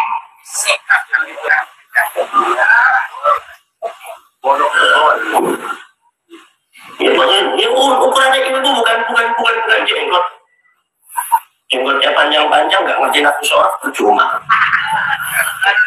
Jenggotnya kurang, jenggotnya panjang-panjang, jangan ngertos Al-Quran, jangan ngertos nafsu sholat. Namina naunya kambing kacang. Bapak dan Ibu sadayana, kalau seumpama kita baca Al-Quran harus ngerti arti. Nah, yang sebenarnya salah lu paham ngerti arti Al-Quran. Oh Allah oke nyari di dalam Al-Quran laukana al-bahru midadan li kalimati rabbi la nafidhal bahr. Kalau seumpama lautan jadi tingkatnya, pangkalan sadayana jadi penak yang menjabarkan Al-Quran, Allah jamin lautannya bakal asap, lautannya bakal habis airnya, pangkalan protol sadayana. Qabla an tanfadha kalimat rabbi walau jitna bimithlihi madad. Didakkan didongkakkan diseet. Ya kalau sudah begitu tantangan Allah kemudian sama. Yang berani mengatakan saya ngerti Al-Quran, sok maju masyarakat Banten ini sama berdek Pak. Lalu coba Bismillahirrahmanirrahim. Bismillah asalnya Bismillah. Kenapa hamzahnya dibuang? Kenapa fatnya disambung? Kenapa alifnya dibuang? Bismillah mana? Sedangkan di dalam Al-Quran yang lain, Iqra bismi rabbikal ladzi khalaq, senajan diucapkannya bismi rabbika disambung, tetapi ternyata setelah ditulis dalam Al-Quran ayat alifnya disebut tapi hamzahnya dibuang, disebutkannya disambung, sedangkan bismillah sedayanya tak ayat. Apa bedanya? Luar biasa pikirannya. Nah, huwa Allahu ahad, ya ada huwa itu apa? Umpamanya huwa dianggap isim dhamir kaidah kemana? Ke Allah, Allah hanya di akhir, kecuali kul Allahu huwa ahad, huwa kembalinya kepada Allah. Dia huwa dulu dari Allah, Allah ke mana? Ayo kita kamar. Lalu sudah. Ini saya mengungkapkan kepada kalian semua, bahkan tidak semua orang ngerti Al-Quran, kajian fikih, bahwasanya jangan sok-sokan kita semua paham, mengaku dirinya paling paham Al-Quran. Inna rahmatallahi qaribun, rahmatun mu'annaf. Kenapa qaribun jadi khabarnya itu mudzakkar? Kalau inna rahmatallahi qaribun, innanya kan dinamasil ibtida. Jadi asalnya rahmatullahi qaribun, mubtadanya rahmat mu'annaf. Kenapa qaribunnya itu adalah mudzakkar? Siapa yang bisa protes sama Allah? Tadi protes kamu sama Allah. Sabar berdek Jibril ngamuk-ngamuk. Enggak Kang, kalau mubtada khobar mah kadang-kadang ada yang mutobik, ada yang ghair mutobik, ngertos. Kalau yang ghair mutobik biasanya terdiri dari masdar. Contohnya seumpama al-ismu ismun, al-mufradatu qismani. Ismani itu kenapa kok ismaninya isim tasniah, al-mufradatun jamak muannats salim? Karena ismaninya itu masdar, jadi tidak mutobik dengan mubtada dan al-naun sebab masdar. Kalau enggak isim jamil, al-khobaru nau'ani, al-khobaru isim mufrad, nau'ani isim tasniah dan naun, sebab naunnya itu adalah isim jamil. Bilang gini enggak usah sering cakap begini. Bertindak. Syukur baik jenggot benar. Paham? Nah ini masalahnya, qaribun itu bukan isim jamil, qaribun itu bukan masdar. Ini sifat sore sama dengan zaitun qaimun. Qaribun fa'ilun. Kalau sifat sore itu mutlak wajib mutabaqah. Zaitun harus qaimun, hindun harus qaimatun, tidak boleh hindun qaimun. Masalahnya di rahmatun wa qaribun. Yang berani protes ke Allah saya yakin Buya Mutadi juga nggak berani protes ke Gus Dur. Paham? Subhanalladzi asra bi'abdihi laila, bi'nya naun asra bi'abdihi, ba'nya apa? Asra bi'abdihi. Kalau ada yang mengatakan ini baknya biladid lita'diyah. Lita'diyah dari mana? Asro parantas muta'addi dengan wazan af'ala. Dan asro parantas muta'addi. Asro itu asalnya dari lafaz saro yasri siroyatan. Mengikuti wazan af'ala jadi asro. Parantas muta'addi dengan wazan af'ala. Nah jadi bak di sini tidak bisa disebut bak lita'diyah. sebab ia parantos mutaaddi, kecuali kalau seumpama asronya dikembalikan kepada wazan mujarradnya. Subhanalladzi sarra bi 'abdihi, baru di sini baknya ditakdir. Ini asro parantos mutaaddi, kenapa ada baknya Pak Nau? Coba buka alfiahnya. Alamatul fi'il mu'adda'an tasir wa ghairi mahdari bihi nahwu bil fasid bihi ma'mula illa yaqal fa'il lahu tadabbartu sampai seterusnya wa 'addi laziman bi harfi jarri wa ibudi fan nasbu lil munjali. Jadi enggak bisa asra bi 'abdi marartu bi zaidin amrartu zaidan amrartu bi zaidin, tidak bisa. Model-model gini bakal enggak bakal bisa ini.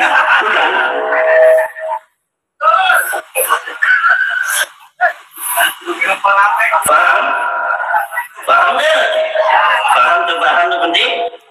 Nunggu.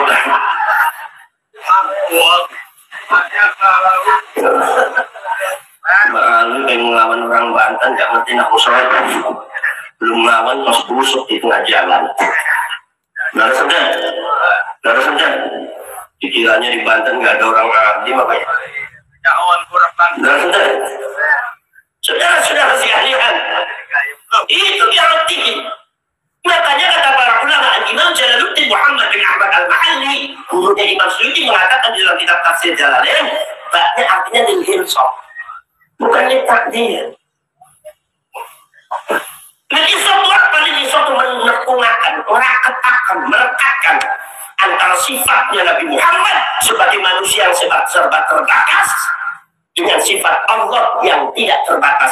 Maka dua sifat ini dalam Isra Mi'raj muncul. Sungguh Isra Mi'raj itu sangat luar biasa, tapi sifat kemanusiaan Nabi Muhammad tetap disebut apa? Butuh tempat, butuh waktu. Yahtaju ila mahallin aw mukhassisin. Mana tempatnya? Allah menyebutkan minal masjidil haram ila masjidil aqsa. Mana waktunya? Lailan, dalam waktu bengi. Waktu tempat ini, makanya para ulama taukidun lil abad, memperkuat posisi Nabi Muhammad sebagai hamba. Jadi lailan bukan menunjukkan arti waktunya Isra, sebab Isra itu artinya dari Saro itu artinya as-sairu fil laili, berjalan di waktu malam. Lafaz Isra sudah waktu malam. Sudah lailan di situ adalah tujuannya memperkuat posisi Nabi Muhammad sebagai hamba. Apa buktinya hamba? Buktinya Nabi Muhammad itu bukan Tuhan, jangan dikuruhan, bukan anaknya Allah, bukan manusia yang mengandung Tuhan, tapi Muhammad datang dari Isra Mi'raj tetap sebagai manusia. Buktinya masih butuh tempat Muhammad. Mana tempatnya? Oh, sebut minal masjidil haram. Mana waktunya? Oh, lailan minal masjidil haram ila masjidil aqsa. Bukti bahwa Nabi Muhammad itu bukan anak Tuhan. Itu menyangkal konsep yang dihitungkan oleh orang Nasrani bahwa Nabi Isa anak Allah.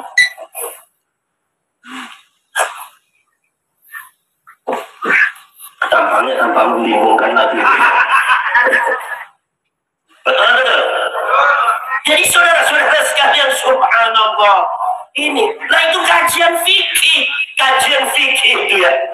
Ada lagi dalam Al-Quran, ya Isa makana ummuka baghiyah. Ummuka mu'annas, kenapa baghiyah bukan baghiyatan? Kenapa bukan baghiyatan? Kok baghiyah makana ummuka baghiyah? Ini adalah merupakan rahasia kandungan Al-Quran yang sangat dalam. Maka dari itu kita dilarang, masyarakat Banten, masyarakat Cirebon dilarang mengklaim dirinya paling paham tentang Al-Quran. Tidak boleh, maka Allah akan menantang kalian. Nah ini yang bisa sama, yang bukan istinbatul ahkam wal hikam, mengambil kandungan hukum dan hikam, itu adalah apa? Adalah para ulama. Maka otoritasnya ulama diperlukan di dalam ilmu fikih, di dalam membahas istinbatul ahkam wal hikam. Kalau ilmu riwayat tidak. Ilmu riwayat itu ilmu data, bukan masalah ulama. Yang namanya Imam Hakim itu punya kitab namanya Mustadrak. Imam Hakim itu disebutnya Amirul Mukminin fil Hadis, bukan sekedar Al-Hafidh. Imam Ibnu Katsir disebutnya Al-Hafidh. Kalau Imam Hakim itu Amirul Mukminin, itu di atas Al-Hafidh. Tapi kenapa di dalam prakteknya Mustadraknya Imam Hakim tidak diunggulkan di dalam masalah ilmu riwayat, malah yang diunggulkan itu adalah kitab mustakhrajah, di antaranya Imam Ibnu Khuzaimah dan Imam Ibnu Hibban.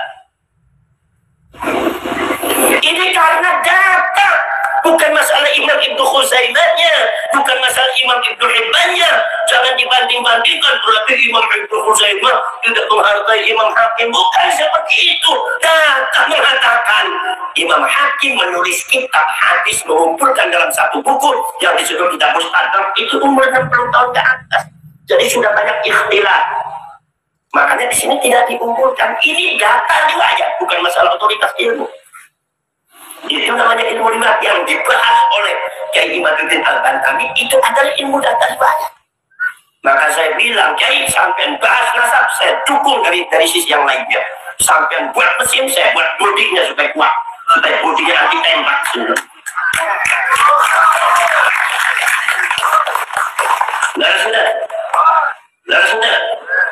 Nah, kalau di dalam fikih karena otoritas ulama, ilmunya ulama diperlukan, maka ada istilah ijma'ul ulama. Nah, kalau ilmu riwayat data, tidak ada ijma'ul ulama. Ijma'ul ulama bahwa hadis ini sahih tak ayat. Adanya apa? Adanya marwahul Bukhari wa marwahul Muslim. Marwahul Bukhari kita al-Jami'us Sahih. Punya Imam Bukhari adalah asahul kutub ba'da Al-Quran. Paling sahihnya kitab setelah Al-Quran. Wa Muslim asahul kutub ba'da Al-Bukhari. Muslim itu adalah paling sahih kitab setelah Imam Bukhari. Adanya dua ini, tidak ada ijma'. Kalau sudah rawahul Bukhari, ya udah. Rawahul Muslim, ya udah sahih. Antara muttafaq alaih, rawahul Syaikhani atau ala syartil Bukhari wa ala syartil Muslim, beres. Makanya Imam Ibnu Khuzaimah, Imam Ibnu Hibban pun istikhrajul hadis di dalam riwayatnya yang sesuai dengan jalur thariqah daripada sanadnya beliau kepada Imam Bukhari ala syartil Bukhari. Akhirnya Ibnu Khuzaimah dan Imam Ibnu Hibban pun diunggulkan riwayatnya. Bicara ilmu riwayat modal hadis begini nyakin mulut orang. Betul. Jadi tidak ada. Jadi kalau seumpama ada yang mengatakan bahwasanya nasabnya habaib, ijma'ul ulama nasabnya habaib itu sahih, kasar.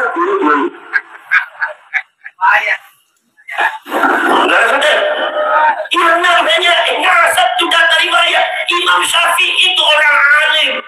Kita semua mazhabnya Syafi'i. Tadi data riwayat, Imam Syafi'i itu bukan cucunya Rasulullah, walaupun mbahnya nyambung ke mbahnya Kanjeng Nabi, tapi bukan cucunya Rasulullah. Sehebat apapun ilmunya Imam Syafi'i, ketika datanya Imam Syafi'i nasabnya tidak nyambung ke Kanjeng Nabi, sehebat apapun Imam Syafi'i tidak akan bisa menyambungkan nasabnya. Mungkin ini bukan masalah ilmu, ini masalah data.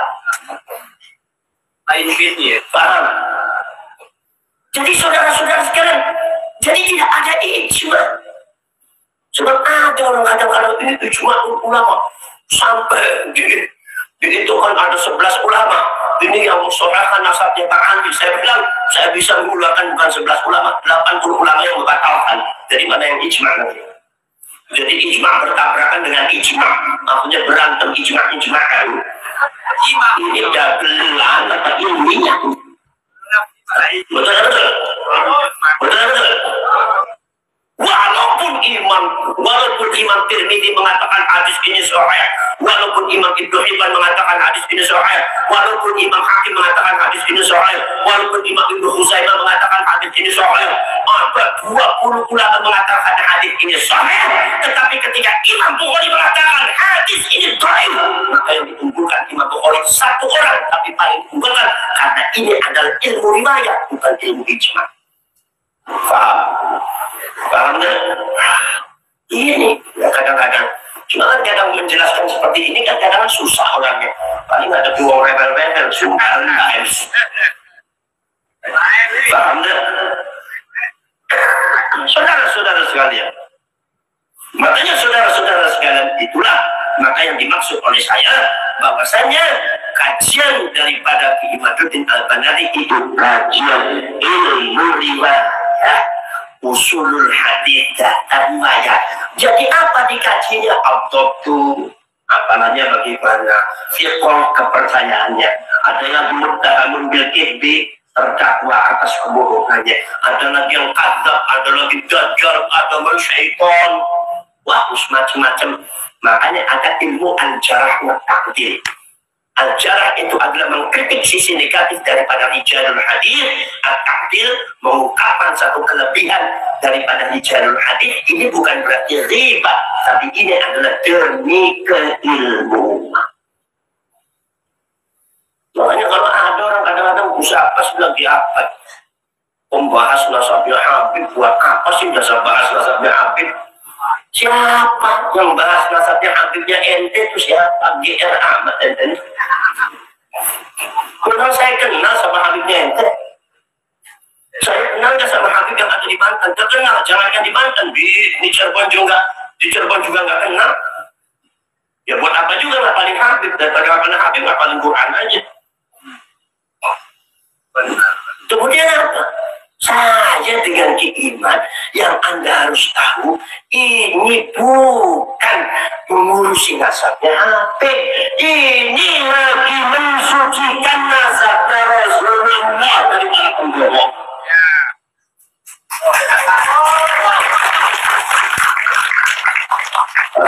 Tepuk tangan, tenang. Sinar sama memang bisa dia tepuk tangan dulu. Pengalaman Habibnya masih online. Susah mantan muhibbin itu.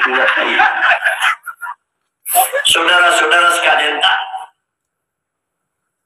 ada lagi mengatakan ini ada yang kadang-kadang yang bicara begitu kiai lagi ngakunya KNU lagi malu-maluin, nggak pernah ngaji kiai favorit.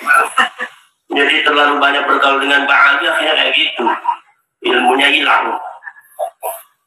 Ada yang mengatakan saya bagus nggak tahu menahu, saya mah nggak ikut-ikutan membahas masalah nasab, nggak ikut-ikutan. Kenapa sampai nggak ikut-ikutan, kata saya? Karena masalah itu kan, masalah itu panggilan iman, bukan. Ini bukan masalah saya, ini bukan masalah iman, ini masalahnya Rasulullah. Sampean cintanya benar kanjeng Nabi. Sampean umat kanjeng Nabi bukan. Ada sesuatu yang berkaitan kanjeng Nabi dianggap penting sejak kapan sampai punya akidah seperti itu. Sesuatu yang berkaitan dengan Rasulullah itu penting. Makanya mauludan waladaya ridulidatan wa maulidan bahwa mauludun jadi muludan asalnya dari walada, miladatun asalnya dari mildatun, usus mildatun itu usus mildat, usus yang menyambung perutnya ibu dengan perutnya anak ketika anak itu dikandung di dalam perutnya ibu. Jadi anak pada waktu dikandung di perutnya ibu itu makannya tidak melalui mulut tapi melalui usus. Usus ini disebutnya usus wiladah. Apa usus wiladah? Usus wiladah, makanya ketika disebut wiladatun itu maka hakikatul lughawiyah menunjukkan zamanul wiladah. Zaman wiladah itu kapan? 9 bulan. Zaman ketika anak membutuhkan usus wiladah untuk penyaluran makanan. Ini namanya zamanul wiladah. Itu namanya zaman ketika anak butuh usus wiladah untuk menyalurkan pangan. Biasanya 9 bulan. Ketika anaknya lahir, maka usus wildannya diputus oleh Allah, kadang-kadang diputus sama dokter. Satu nyambung ke perut ibunya, nomor 2 nyambung ke pusar anaknya, akhirnya tambah kering, copot sendiri, akhirnya jadi puputan. Nah, karena begitu lahir anak itu sudah tidak membutuhkan usus wildah. Kenapa? Karena ketika anak lahir, makannya sudah melalui mulut, netek nyusul ke ibunya. Maka di sini sebutnya inqita'ul wiladah. Itu adalah proses terputusnya kehidupan wiladah. Kenapa? Karena ketika anak lahir tidak ada hubungannya dengan usus wildah, karena tidak butuh lagi usus wildah.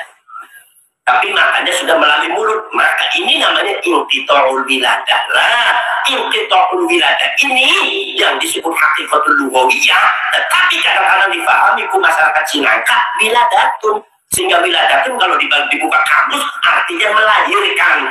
Padahal wiladatun hakikatul lughawiyah menunjukkan zamanul wiladah selama 9 bulan yang disebut oleh panjenengan wiladatun itu maksudnya inqita'ul wiladah secara hakikatul lughawiyah. Maka wiladatun yang dimaksud inqita'ul wiladah ini namanya hakikatul adiyatul lughawiyah.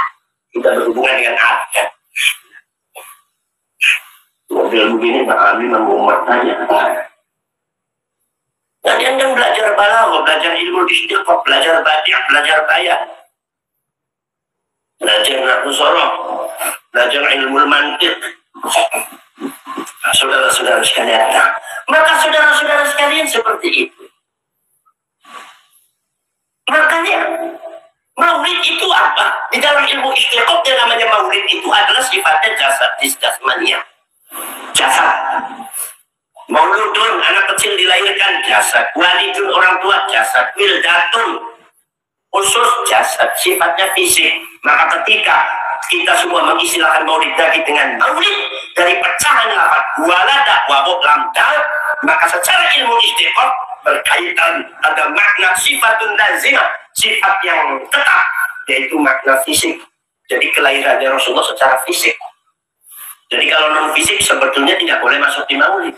Tapi nyatanya, kalau kalian lihat seperti Al-Imam Ja'far bin Hasan bin Abdul Karim Al-Barzanji, kitab Al-Maulidul Barzanji itu menulis tentang masalah maulidnya Kanjeng Nabi bukan sekedar yang fisiknya saja, tapi non fisik disebutkan. Ini artinya apa?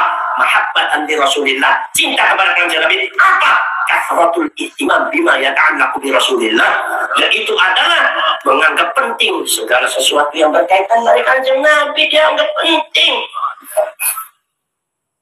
Jadi kalau semua masalah nasabnya Kanjeng Nabi jangan bilang nggak penting, nanti jadi umatnya bilang nggak penting, munafik. Makanya di dalam kitab Maulid Barzanji ada nasab tidak? Nasabnya Kanjeng Nabi ayat enggak? Ayat enggak? Muhammad bin Abdullah bin Abdul Muttalib sampai bin Abdul Manaf terus ada kan? Nasabun tasibul ula bi'ulahu qad latat anujumah al-jawzah. Disebutkan nasab Kanjeng Nabi. Sesuatu yang berkaitan dengan Kanjeng Nabi itu penting, termasuk nasabnya Kanjeng Nabi penting, dan itu harus dimiliki oleh akidah dan umat Islam. Barang siapa yang menganggap sesuatu yang berkaitan dengan Kanjeng Nabi tidak penting, dia perlu diintifak. Di dalam hatinya ada titik kemunafikan. Orang bilang enggak ada orang begitu ngaku kiai, lagi kiai manin aku pensiun aja dari kiai manin. Saudara-saudara, coba sahabat itu mencatat sesuatu yang berkaitan dengan Rasulullah, dikumpulkan dalam satu riwayat Al-Imam Abu Isa At-Tirmidzi di dalam kitabnya Asy-Syama'ilul Muhammadiyah. Subhanallah, bagaimana Kanjeng Nabi makan, bagaimana Kanjeng Nabi ngunyahnya berapa kali, sampai ngunyahnya dihitung 1, 2, 3, 4, 5, 6. Kata sahabat mengatakan Kanjeng Nabi kalau lagi tenang itu ngunyah sampai 37 kali, minimal sampai 17 kali. Beda dengan orang Cina, makan kagak dikunyah lagi, langsung ditelan aja kayak ular. Masya Allah, pantesannya kebak sudah cepat sayapnya. Untung mangkoknya nggak ditelan. Masya Allah. Bagaimana cara Kanjeng Nabi muncul? Bagaimana cara Kanjeng Nabi minum? Bagaimana cara Kanjeng Nabi pakai sandal? Sandalnya Kanjeng Nabi gimana sih? Kanjeng Nabi bagaimana caranya pakaian Kanjeng Nabi warna naon, sarungnya warna naon, gimana cara pakai sarungnya, gimana pakai celana, gimana pakai gamis. Kanjeng Nabi yang disukai minyak wanginya naon. Maya ta'allaqu bi Rasulullah itu penting. Harus ngerti Rasulullah itu senangnya apa. Ini adalah kajian tasawuf yang kata Al-Imam Sultanul Auliya Syekh Abdul Qadir Al-Jilani, at-taqarrub lazim bit-taraqqub. Jangan cuma ingin mendekatkan diri kepada Allah, tapi harus taraqqub, meniti-niti kesenangan Allah apa, yang tidak disukai oleh Allah apa. Ini yang penting, taraqqub. Kalau Anjan dekat dengan Buya Yusuf, jangan cuma dekat hukum, diteliti nih Buya Yusuf ini senangnya apa, rokoknya apa, kopinya apa. Ini kira-kira nih Bu Sabas ini lapar apa enggak, masalah lapar-lapar iya, di pasiennya cuma tisu mukul. Contoh kasih ini. Boleh. Langsung nah ini saudara-saudara sekalian, ini namanya tarokkub di dalam ilmu tasawuf. Maka saudara-saudara sekalian, itu namanya ta'allaqu bi Rasulillah. Bagaimana Rasulullah disisir. Bagaimana Rasulullah rambutnya, bagaimana Rasulullah sholat, sifatu sholati Rasulullah, wa sifatu jinabati Rasulullah, sifatu wudu'i Rasulullah, dicatat saya. Sampai bagaimana Kanjeng Nabi BAB, bagaimana kalau buang air kecil, bagaimana ceboknya, bagaimana bergaul dengan istrinya, menggauli istrinya, bagaimana junubnya, dicatat saya. Itu sahabat bukan haratul ihtimam bima yata'allaqu bi Rasulillah sallallahu alaihi wasallam, sangat memperhatikan, menganggap penting sesuatu yang berkaitan dengan Kanjeng Nabi, walaupun itu uban sahabat. Apa uban Kanjeng Nabi? Itu saking cintanya sahabat Rasul. Rasulullah pada waktu umur sekian itu ubannya ada sekian. Rasulullah pada waktu meninggal dunia ubannya tidak lebih daripada sekian. Pada seorang kekasih yang paling dicintai, apa saudara? Jadi kalau ente mengatakan masalah yang berkaitan dengan Kanjeng Nabi khususnya nasab, dianggap tidak penting, munafik. Jangan ngaku matikan Nabi. Apalagi nasabnya Kanjeng, apalagi nasabnya Kanjeng, apalagi nasabnya Kanjeng Nabi. Kalau pakai sandalnya saja dicatat, kalau bukannya saja diperhatikan, kalau dari nasab mulianya baginda Rasulullah, ada orang yang mencatatkan nasab dengan Kanjeng Nabi, ada orang yang ngaku jadi Rasulullah. Kita sebagai umat Islam khususnya ulama ini wajib memverifikasi ini orang benar atau betul. Ini namanya umat Islam. Kalau sumpah nggak ada buktinya, seperti yang tadi disebutkan oleh Imaduddin, menet blong mana blong, menet blong blang blong blang blong kosong blong, nasabnya nasab blang bling blong. Kemudian apa yang diandalkan? Sebetulnya orang Banten dan orang Cirebon ini tidak begitu muluk-muluk. Udah kalau sudah sebagai umatnya baginda Rasul pun sudah mulia. Betul betul. Nggak usah ngaku-ngaku jadi cucunya. Udah jadi umatnya Rasulullah, berlomba-lomba dalam kemuliaan akhlak, kemuliaan sifat dan tingkah laku. Jangan lantas nggak ada buktinya ngaku-ngaku, ngamuk-ngamuk ya, ini anjing-anjing dicurut-curut. Ini siapa yang anjing, siapa yang curut? Nah, saudara, mudah-mudahan semua ada manfaatnya. Tentang saya ini lagi nggak begitu sehat. Insyaallah nanti kalau ada waktu yang lain, mudah-mudahan saya bisa memberikan satu informasi kekinian tentang masalah berkaitan dengan saya dengan Ki Imaduddin hanya membuka, ya, di Indonesia hanya membuka. Kalian teruskan perjuangannya diterusinya. Insya Allah kalau Banten dengan Cirebon sudah mulai bangkit, insya Allah Indonesia akan bergetar. Jadi maka dari itu semua demi anak cucu kita, karena Allah sudah wa yuriikum ayatihi la'allakum tatafakkarun. Allah sudah menunjukkan ayat-ayatnya, semoga kalian bisa berpikir. Jangan sampai ayatnya Allah sudah dimunculkan kalian tidak pernah berpikir. Betul? Jadi bagaimana itu Ma'alwi sudah tahu semua. Sampai tingkatnya yang berkaitan dengan Jatman sendiri itu nggak bisa dikosmodon. Gara-gara kosmodon artinya Jatmannya begitu. Karena sendiri, makanya kita nih sebagai orang Indonesia harus kuat menghadapi Ma'alwi. Harus kuat dan harus tegas. Harus kuat dan harus tegas. Bukan karena benci, tapi harus tegas. Karena mereka itu kalau dilihat dari genetika Yahudi Ashkenazi itu ternyata pernah membuat kehancuran ada di Eropa, pernah membuat kehancuran yang ada di Irak, mengaku-ngaku Ahlus Sunnah wal Jamaah, tapi nyatanya Syiah Ismailiyah, termasuk yang ada di Irak, termasuk yang ada di Mesir dan ada di Afrika, termasuk ada di Hadramaut. Mereka itu Syiah Ismailiyah tapi taqiyah, karena waktu itu taqiyah itu menyimpan diri, mengkamuflasekan diri seolah-olah mereka bukan Syiah, seperti Ahlus Sunnah wal Jamaah. Itu adalah ternyata mereka itu adalah keturunan daripada Maimun Al-Qaddah. Maimun Al-Qaddah ini adalah seorang Yahudi hidup pada waktu zamannya Said Ismail bin Said Ja'far Shadiq untuk meraup keuntungan politik atas nama Said Ismail dengan cara mencangkokkan nama anak cucunya, mendoktrin anak cucunya bahwasanya anak cucu saya kalau seumpama punya anak dikasih namanya disamakan dengan anak cucunya Said Ismail. Kelak di masa yang akan datang, yang dianggap cucunya Rasulullah bukan anaknya Said Ismail tapi anak saya. Itu kata orang Yahudi. Dan ternyata buktinya sampai juga ada di Banten dan di Jawa. Mudah-mudahan kita semua rakyat Indonesia ketika bersatu mudah-mudahan diberikan kekuatan oleh Allah SWT untuk menghadapi mereka semua. Ya, karena ufawwidu amri ilallah wallahu basirun bil ibad wallahu al-muwaffiq ila aqwamit thariq. Wassalamualaikum warahmatullahi wabarakatuh.